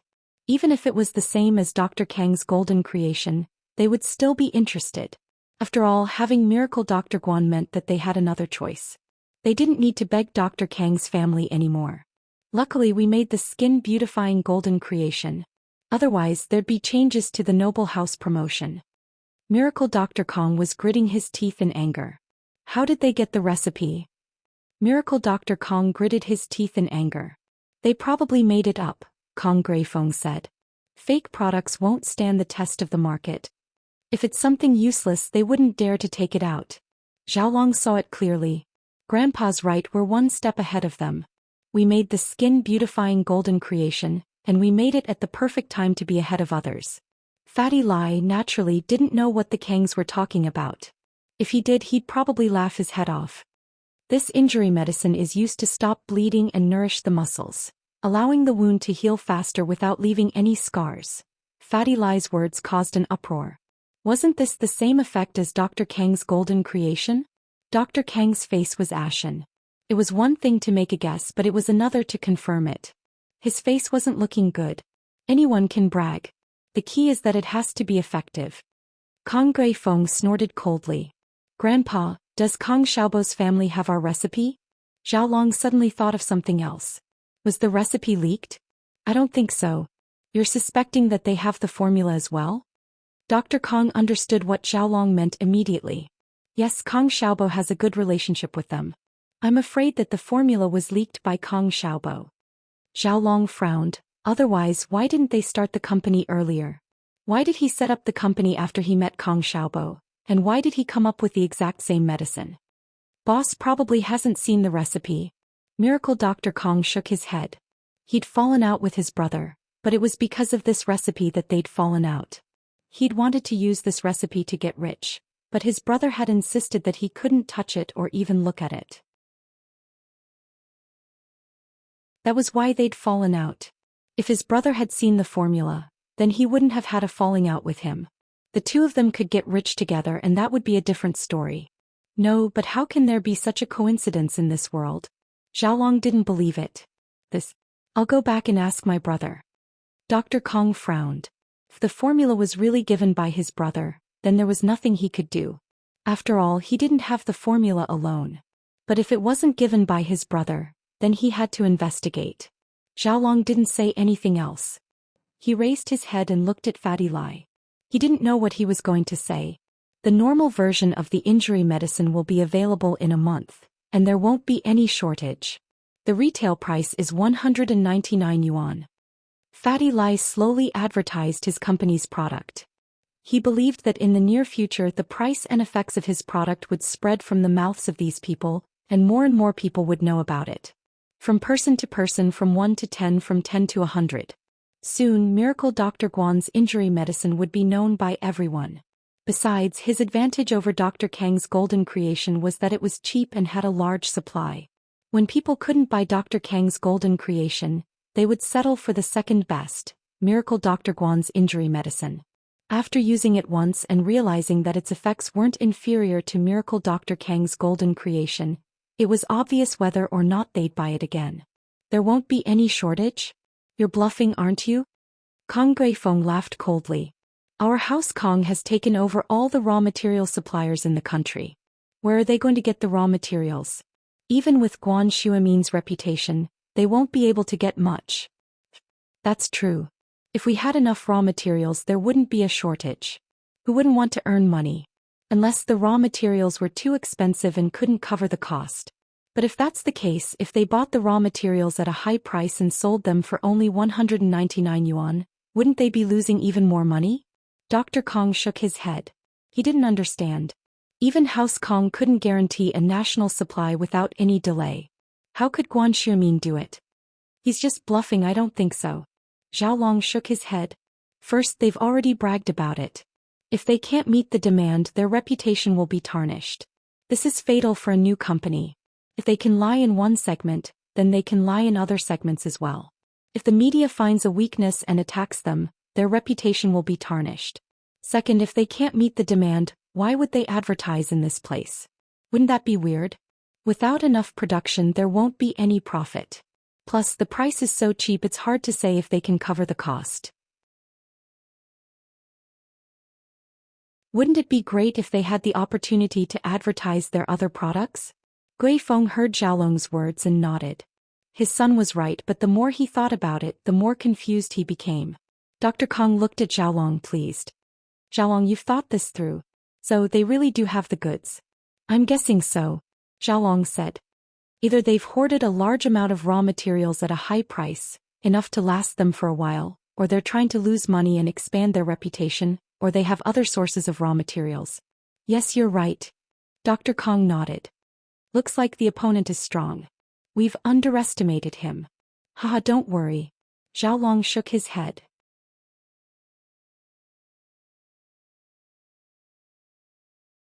Chapter 550. Guanxue means bullying. It doesn't matter if they're buying at a high price or if they have other sources, the problem of cost is unavoidable. Xiaolong smiled. All the sources are monopolized by us House Kong, but they're still able to buy raw materials. What does that mean? It means that they're selling at a high price squeezed out from somewhere else. If that's the case, their cost won't be enough. Our cost for a bottle of golden creation is around 150 renminbi, and they're selling it at 199 renminbi. After deducting the cost, the channel fees and the retailer's profit, what do they have left? It's just enough. And that's according to our cost. If it's according to their high cost, they'll be making a loss. Yeah. Their price is too low. Kong Guifeng understood the crux of the problem. That's why we just need to wait and see. Xiaolong laughed coldly. I think the opponent is a very rich financial group, and with Guanxue Min's support, they'll naturally want to become famous. But we've already taken over the market and they can only do so by selling at a low price. If we want to take back the market, we have to lower our prices, and they'll definitely lower their prices again, forcing us to lower our prices. It'll be a vicious cycle. With them in the market, the price of raw materials will increase and our cost will increase as well. This way, everyone will lose more and more money, and once our House Kang's cash flow is in trouble, we'll be done for. It's a very obvious way to compete in the market, but I have to say that it's very effective. Many people have fallen for it. Xiaolong's right. If we lower our prices for a temporary market share, we'll be falling for the opponent's trap. They'll continue to lower their prices and force us to our deaths. Since they're planning to lose money, they must be very powerful. All we have to do is sit back and watch. Dr. Kong agreed. We won't lower our prices and let them play. Let's see how long they can keep losing money. Son, your analysis is very thorough. I have to say you're really mean. They're really unlucky to have a competitor like you. Kong Guifeng was very impressed with his son. Dad, are you praising me or scolding me? He said I'm bad. Xiaolong said it like that, but he was actually quite pleased with himself. He had seen through the enemy's scheme and he felt like he was the fisherman behind the scenes. Of course, under normal circumstances, Xiaolong's idea wasn't wrong at all. In fact, it was quite accurate. However, this matter was unusual. This time, the product we are auctioning is the special edition of the injury medicine. Naturally, it is different from the one you can buy on the market. Fatty Lai continued on the stage. This is the special edition of the injury medicine. Naturally, it has extraordinary effects. Not only does it have the basic effects of an injury medicine, but it also has the effect of beautifying the skin. The magic of our injury medicine is that it can heal wounds quickly without leaving any scars. And this deluxe edition can repair some old scars, completely removing these old scars. Of course, this is only the main effect. There are many other auxiliary effects such as beautifying, improving skin tone, removing dull skin, shrinking pores, and so on. Fatty Lai's words plunged the crowd into an awkward silence and an instant uproar. This special edition injury medicine actually had the same effect as the skin-beautifying golden creation medicine that Dr. Kong had given him yesterday. What was going on in this world? How could something so coincidental happen? 2 days ago, two different pharmaceutical companies brought out the finale products of the auction, but they were shockingly similar. House Kang's face changed instantly. Miracle Dr. Kang's face darkened. He was now certain that his brother had taken a peek at the recipe and told it to Xuemin. Otherwise, why would Guan Xuemin have the formula for the skin-beautifying golden creation? But he didn't call it by that name. He called it the special edition injury medicine. They're obviously going against our House Kong. Guifeng's face was dark as well. No wonder they wanted that 1,000-year-old snow lotus yesterday. It turns out that they know how to use it as well. But they didn't get it, did they? Why are they still auctioning it? Aren't they afraid of running out of stock? If I'm not wrong, they've probably gotten their hands on a Millennium Snow Lotus before. Dr. Kong said, it's hard to find, but it's not impossible to find. Didn't we just find one? With Guan Xuemin's reputation, it's too easy for him to get his hands on rare ingredients. Grandpa, about us becoming a noble house. Xiaolong was most worried about becoming a noble house. I'm afraid that the situation has changed. Dr. Kong was worried as well, but he couldn't do anything about it. Who asked them to be so unlucky? Encountering something like this. No wonder House Yu was looking at us weirdly yesterday. They knew about it. They didn't even tell us about it beforehand. They're obviously trying to embarrass us. Hatred flashed across Xiaolong's eyes. If House Kong couldn't become a noble house, there would be more variables in the future. Guan Xuan, you're too much. Kong Guifeng laughed coldly. Then let's see who's going to win. Fatty Lai left after the introduction. Next up was the auctioneer's job. In fact, there wasn't really a need for an auction. After what happened with House Kong yesterday, Fatty Lai suggested to Lin Yi to increase the number of bottles, and Fatty Lai reluctantly gave up 10 bottles that belonged to his family, making it 30 bottles in total. He also suggested to Lin Yi to increase the number of pre-authorizations by 50. This was also what he learned from House Kong. The goal was to attack House Kong. In any case, they had already become competitors. Fatty Lai wanted to spend some time to convince Lin Yi, but Lin Yi agreed immediately when he heard that it was to attack House Kong. Lin Yi was duty-bound to avenge his little brother, Kong Xiaobo. Lin Yi was especially impressed that Fatty Lai was willing to give up the portion that belonged to him. This made Lin Yi slowly accept Fatty Lai, and he was ready to make him his confidant.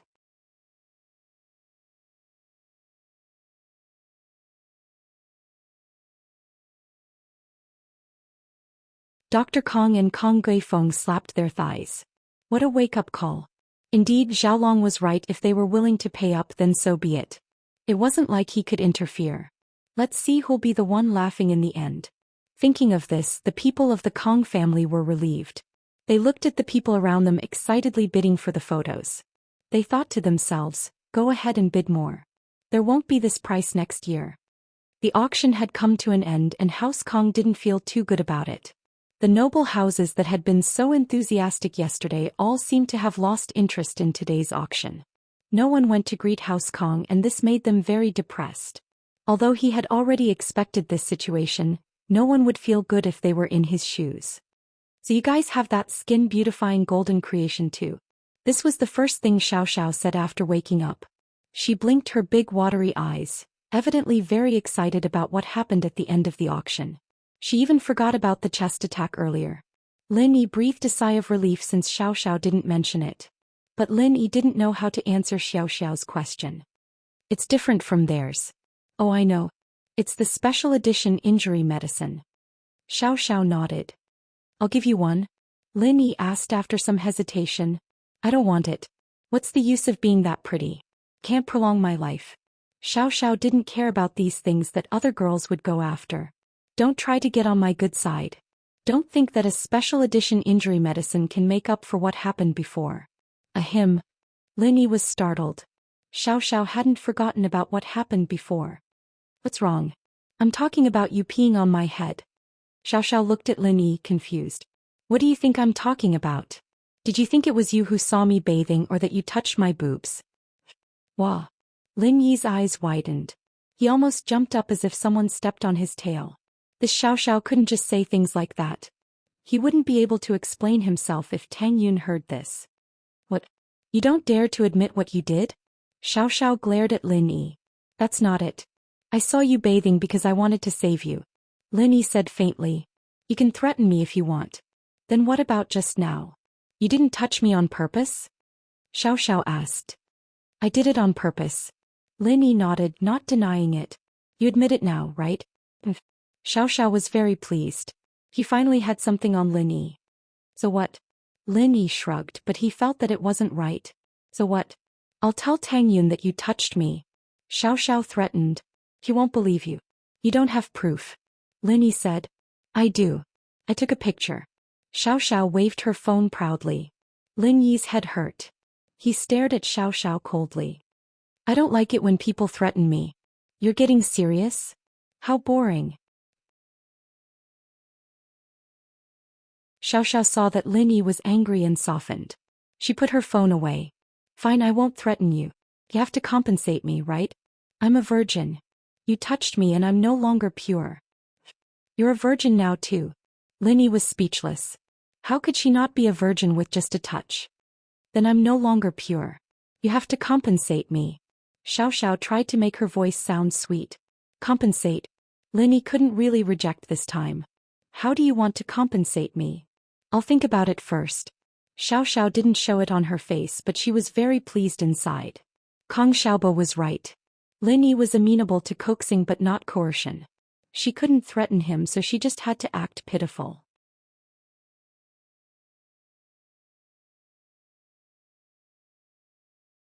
Chapter 552. It should be fine, Lin Yi. Are you done with your stuff? Peng Zhan's voice sounded a little anxious. I just finished. What's wrong, Uncle Chu? Did something happen? Lin Yi asked. Yao Yao seems to have been kidnapped by Zhong Pingliang. Can you come back now? After the incident with the company last time, Peng Zhan was used to looking for Lin Yi whenever there was something he couldn't solve. He had asked Faubert to investigate and follow Zhong Pingliang, but Zhong Pingliang didn't come into contact with Meng Yao. Faubert didn't know where Meng Yao was. Peng Zhan didn't call the police because the situation was too complicated. First, he was worried about his daughter's reputation. Second, there wasn't enough evidence. Zhong Pingliang had Sihua's support, so Peng Zhan couldn't do anything. In a battle of this level, many things were hidden in the dark. Calling the police wouldn't solve the root of the problem. Peng Zhan didn't have the confidence to go against Sihua head-on. The power he represented was too strong. Even if Sihua helped Gubong to destroy his company's profits, Peng Zhan couldn't do anything to him. Kidnapped? Lin Yi was surprised by Zhong Pingliang's boldness. He didn't know that this kid was quite daring. He even dared to kidnap someone. Did you call the police? No, Zhong Fabai's been with Sihua lately and he's got a strong backer. I don't want to be enemies with him just yet. Peng Zhan didn't hide anything from Lin Yi and told him the truth. Sihua again? Lin Yi frowned. This guy didn't know how to stop. 2 golden class masters were dead and he was still jumping around. Lin Yi would have killed him if he didn't want to live a peaceful life for a few days. You want me to do it? Lin Yi asked. Yes. You're familiar with Zhong Pingliang and Yao Yao. It's best if you can find Yao Yao quietly. Peng Zhan said. It's complicated. We'll talk face to face when you come back. Okay, I'll go back tonight. Lin Yi agreed. When Lin Yi hung up, Xiao Xiao asked, You're going back? I heard you say kidnapped. Who kidnapped him? We'll talk about it when we get back. I'm not too sure myself. Lin Yi waved his hand at Xiao Xiao. I'll be going first. You won't wait for my father to come back? He still wants to see his son-in-law. Xiao Xiao didn't want Lin Yi to leave so soon. This was a good chance. Their relationship would change when they got back to school. Even if it was stronger than before, it wouldn't be as harmonious as it was now. I'll see you later. Lin Yi didn't have time to deal with Xiao Xiao. He still had business to attend to. Although Lin Yi didn't have the obligation to protect Meng Yao, Lin Yi couldn't just sit back and do nothing if something happened to Meng Yao. Even now, Lin Yi still didn't understand why he was sent to Meng Yao's side. What kind of mission was he supposed to carry out? He asked Peng Zhan a few times, but Peng Zhan always gave him vague answers. From the mist, the answer Lin Yi got was that he was a shield. Of course, Lin Yi didn't believe that it was that simple, but he had no other choice. And so, Lin Yi was like a butler. Whether it was Peng Zhan's company, the Miss Studies, or her best friend Shu, Lin Yi did everything he could to help. Not only did he have to be the babysitter for these 2 girls, but he also had to be a bodyguard. He even had to be a thug at school. But as time went on, Lin Yi got used to it. This mission was really complicated. From start to finish, it didn't seem like he had anything to do, but things never stopped. If it weren't for the old man's promise that the reward for this mission would be enough for him to retire, Lin Yi would have questioned it long ago. This miss really didn't let him have peace of mind. If something happened to her, Lin Yi couldn't just ignore it. It wasn't just the problem of Ping Zhan being his employer anymore. Lin Yi really did have some feelings for Meng Yao and Yushu. After all, they lived under the same roof every day. If they were in danger, Lin Yi would definitely help them. Although the auction had ended, there were still some follow-up matters to take care of. The seller and the buyer had to stay behind. Lin Yi said goodbye to Guan Xuemin and Fatty Lai and took the plane back to Songshan that night. He couldn't book economy class tickets anymore. He could only book first-class tickets, but Faubert booked them directly. After getting off the plane, Lin Yi saw Faubert waiting at the arrival gate. Faubert. Lin Yi walked over quickly. Mr. Lin, it's been a long journey. Faubert said apologetically. I made you come back in such a hurry. It's nothing. Something happened to Yao Yao, of course I had to come back. Lin Yi didn't expect Faubert to be so polite. In fact, Lin Yi felt a little guilty. After all, Meng Yao was in trouble when he was away. If one were to talk about responsibility, he was also responsible. Although Ping Zhan didn't explicitly say that he would be Meng Yao's bodyguard, he only asked him to be a follower. But this kind of follower was more complicated. Mr. Chu is waiting for you. This way, please. Faubert didn't say anything else. It wasn't appropriate for him to say too much. In the parking lot of the airport in Faubert's Bentley, Lin Yi saw Ping Zhan. Lin Yi didn't expect Ping Zhan to come to pick him up. It was obvious that it was an emergency. Ping Zhan couldn't wait to meet him. Lin Yi, listen to this recording first. Ping Zhan didn't waste time with small talk. He passed a recording pen to Lin Yi. Lin Yi nodded and pressed the play button. Pingliang's voice came from the recording pen. Hello, Uncle Chu. It was a recording Ping Zhan had made during Pingliang's visit. It was the evidence Ping Zhan had left behind, but there was no need for him to go through the trouble of narrating the whole thing. The recording was enough to explain everything. Lin Yi frowned after listening to the recording.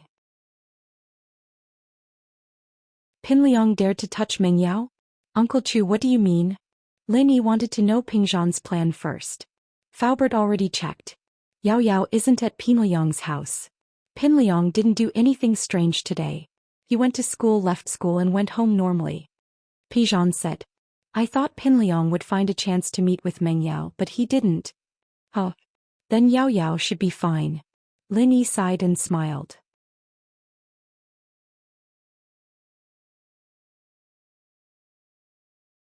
Chapter 553. Dealing with it calmly. From the way Pingliang spoke in the recording, I don't think he did anything to Yao Yao. Lin Yi knew Pingliang better. He was probably testing your attitude, Uncle Chu. Before he left, he emphasized it a few times, asking you to think about it. Yeah. Ping Zhan wasn't an idiot. After Lin Yi's reminder, he immediately understood the crux of the matter. That's right, Pingliang is quite cunning. He was testing my attitude. Yao Yao should be fine, but if I silently agreed to it, Zhong Pingliang would take action. What was done couldn't be undone. If I don't agree and react violently, he will give up his previous plan. But didn't he say before that even if I go to jail it's nothing? That's just what he said. Lin Yi curled his lips. Even if he knows that bullshit Sihua and some masturbing, do you think Sihua would help him? Ever since Lin Yi killed Sihua's 2 golden class masters, Sihua had quietened down a lot.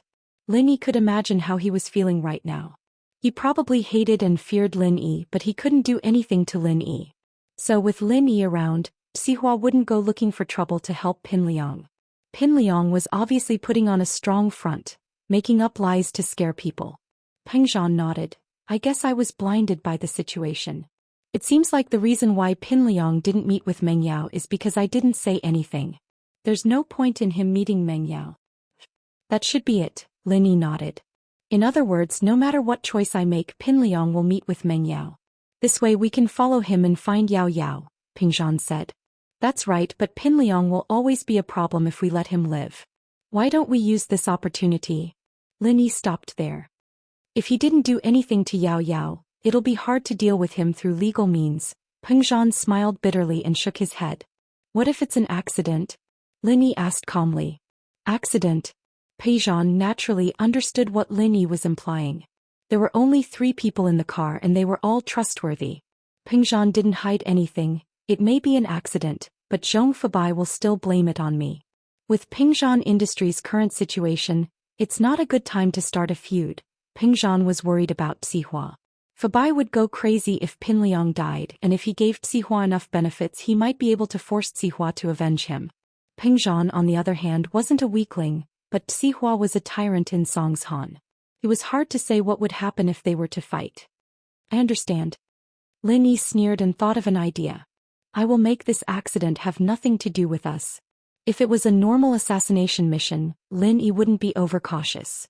But since Lin Yi had decided to retire here, he wouldn't act rashly. It was easy to kill Pin Liang, but it wouldn't be worth it if he brought unnecessary trouble to Pingzhan. Then I won't say more. Pingzhan believed that Lin Yi would know what to do. Let's talk about Yao Yao and Shu first.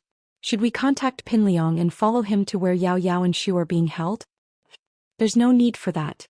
I have a rough idea of where they are. Lin Yi smiled. Where? Pingzhan was surprised. He didn't expect Lin Yi to know where Meng Yao and Yushu were being held. Mount Shuangyan.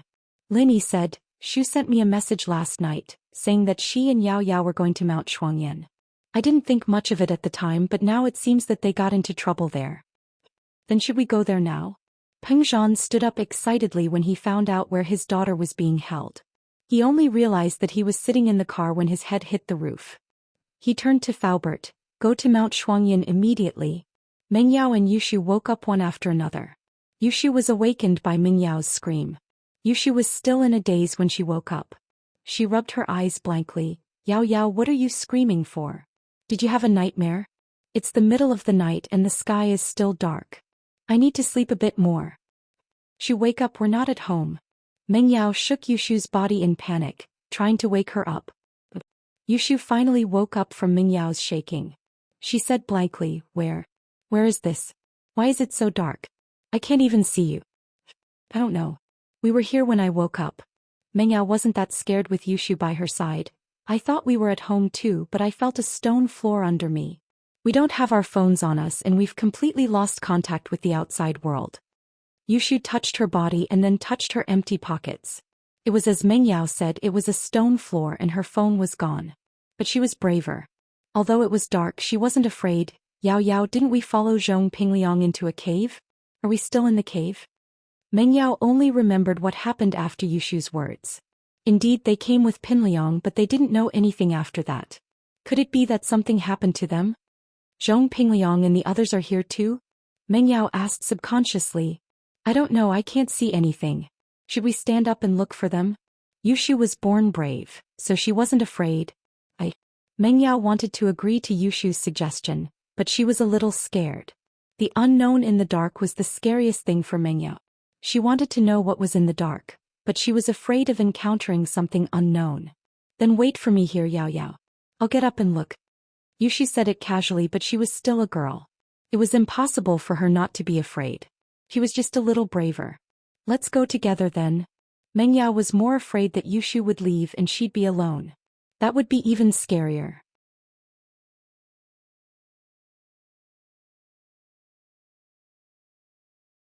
Chapter 554.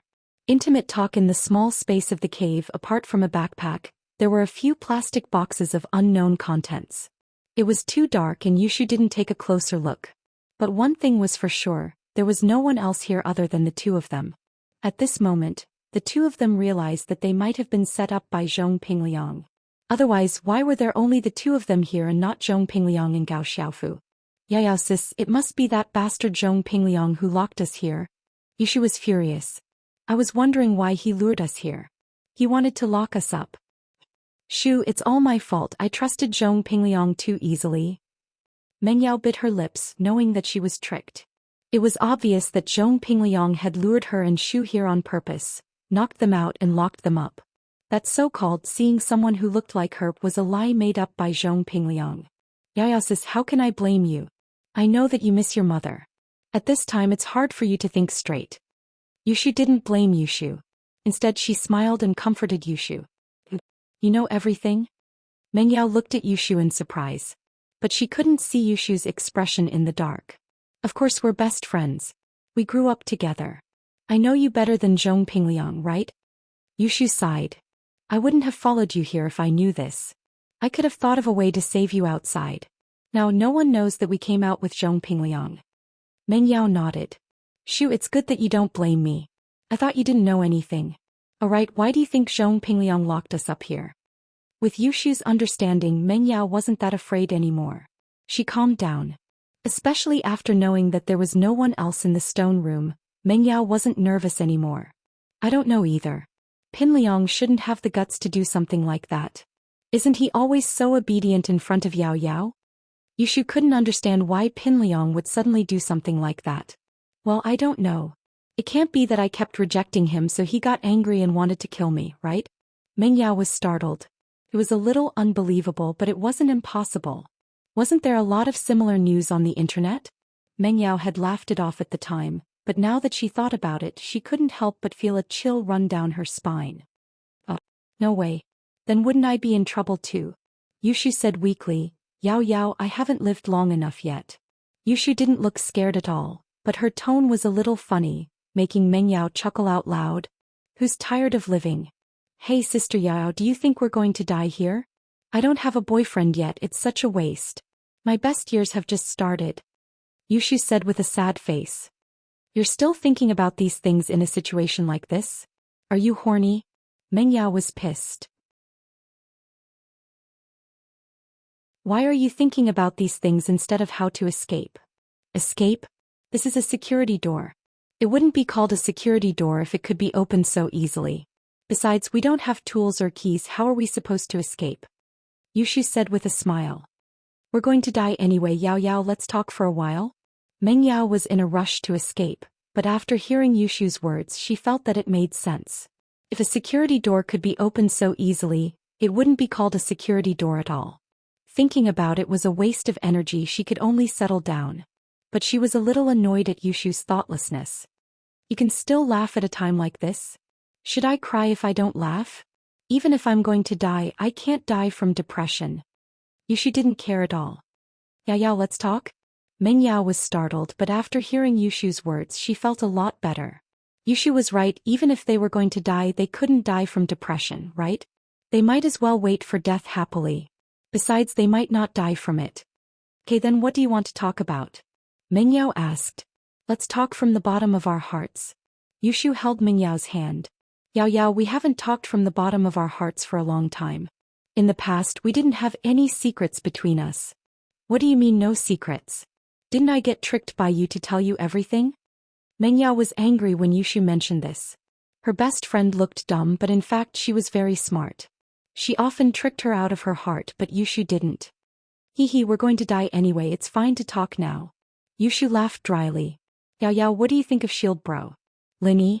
Why do you like him? Meng Yao asked. Yao Yao, we're going to die and you're still like this? What's the point? I know you like Shield Bro too, right?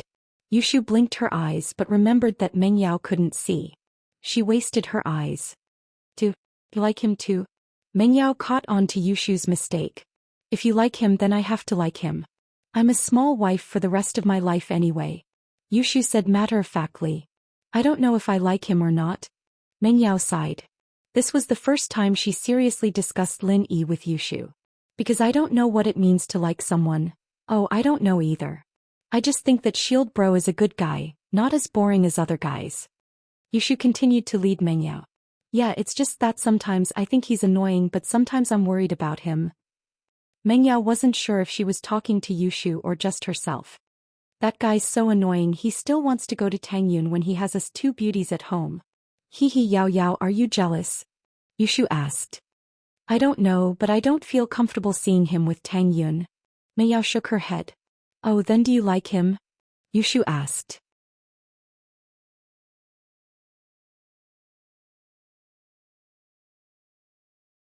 Chapter 555. Am I going to die? Nope, I think Yao Yao sis is the best. Yushu waved her fist. Don't worry, Yao Yao sis, I'll help you win back Shield Bro's heart. You're going to die soon, what's there to win back? Meng Yao smiled. Shu, are you regretting that you didn't do something with Lin Yi? It's too late even if you die now, right? Nope, there'll be chances in the future anyway. Ugh. Yushu suddenly realized that she had let the cat out of the bag and quickly shut her mouth. Shu, what are you talking about? Mengyao was very smart. She could tell that something was wrong with Yushu. Are you hiding something from me? Actually, before I came I sent Shield Bro a message telling him that we're at Mount Shuangyan. If he finds out that we're missing, he'll definitely come back to save us. Yushu saw that Mengyao had seen through her, so she couldn't hide it anymore. She stuck her tongue out and revealed her trump card. You stupid Shu, why didn't you say so earlier? You made me worry. You scared me to death. Mengyao was so angry that she jumped up and grabbed Yushu's neck. I'll strangle you. You knew that we could get out, but you pretended to be dead and told me so much. What do you mean? If I didn't say that, Yao sis wouldn't have told me that you like Shield Bro. Yushu smiled mischievously. Only a ghost would like him. Mengyao was furious. I was just lying to you. I knew that Lin Yi would definitely come to save us. I said that to trick you into admitting that you like Lin Yi. Oh Yao sis, you're angry now? Yushu waved her hands and ran away. Using the darkness, Mengyao couldn't find her. Come catch me. You can't catch me. I'll tear your mouth apart. Although Mengyao couldn't see, she could follow the sound to chase after Yushu. The two started playing hide and seek in the dark. After a while, both of them were tired and Yushu surrendered. Yao, I'll stop, I give up. I like Shield Bro, alright? Let me go. Haha, you admit it, right? Mengyao said proudly. I'll tell Lin Yi what you said when we get out of here. So what? I've already confessed, lol. Yushu said nonchalantly. Mengyao didn't really have a choice. Yushu had confessed to Lin Yi already, and there was no point in saying anything else. The two had been messing around for a long time, and they hadn't eaten anything for almost 5 hours. Yushu's stomach was growling. Yao, I'm hungry, I'm thirsty, I want to eat. Bear with it. Didn't you text Lin Yi? He'll probably save us after he receives it. Mengyao said. Oh. Yushu nodded, feeling wronged. But I'm so hungry and thirsty. Who told you to be so crazy? Mengyao was hungry and thirsty as well, but she had to bear with it. She said the same thing, the two of them would starve to death. That's right, Yao sis, what was that bag we found just now? Could it be something delicious? Yushu asked suddenly. Maybe, but it might be poison left behind by Pinliang. If we eat it, we'll be committing suicide. Mengyao didn't think that the bag was food, but she couldn't understand why Pinliang would leave food behind after locking them up. It wasn't like he wanted her and Yushu to survive, because there was food and no water. It was fine if a person didn't eat, but if they didn't drink water, they'd die faster. So, Mengyao guessed that there might be poison in the bag and Pinliang left it behind on purpose so that they would commit suicide. This was also Pinliang's mistake. He thought too simply and didn't consider the problem of water. He thought that Mengyao and the others could survive as long as there was food. Oh, then I won't eat. Yushu was shocked and quickly gave up on the idea. But I still want to drink water and eat. Alright Shu, let's sleep for a while. You won't be hungry or thirsty if you sleep. Mengyao was also hungry and thirsty, but she had to act like an older sister. He comforted Yushu. Didn't you say that Lin Yi would definitely come to save us? Oh? Okay then. Yushu closed her eyes. Mengyao sighed softly. It must be night now because there was no light from the peephole of the door.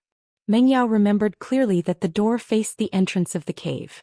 If it was daytime outside, they would be able to see the scene outside. Time passed and the two girls snuggled against each other. Mengyao could hear Yushu's even breathing and she knew that Yushu had fallen asleep.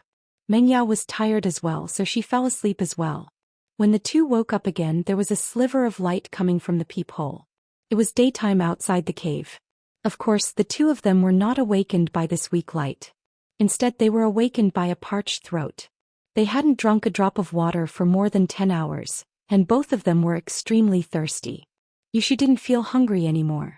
She just felt thirsty and wanted to drink water. Yao, I'm thirsty, I really want to drink water. Yushu said with a hoarse voice, struggling to speak. You be a good girl. Just bear with it. Mengyao patted Yushu's back and said firmly. Lin Yi will definitely come to save us. Oh, are you sure? Yushu didn't have much confidence now. She thought that Lin Yi would come soon, but it had been a night and Lin Yi wasn't here yet. She didn't know what time it was, but it must be the next day. And if he doesn't come, I'll fire him. Ming Yao comforted. Yushu wanted to say that if he didn't come, how could she fire him? But in her heart she hoped that Lin Yi would come. He was her last hope and she didn't want her hope to be destroyed. Yao Yao, am I going to die? Why do I feel so weak? I just woke up and I want to sleep again? Yushu struggled to hold Ming Yao's hand. No, you're just too hungry, that's why you don't have any energy. Ming Yao shook her head.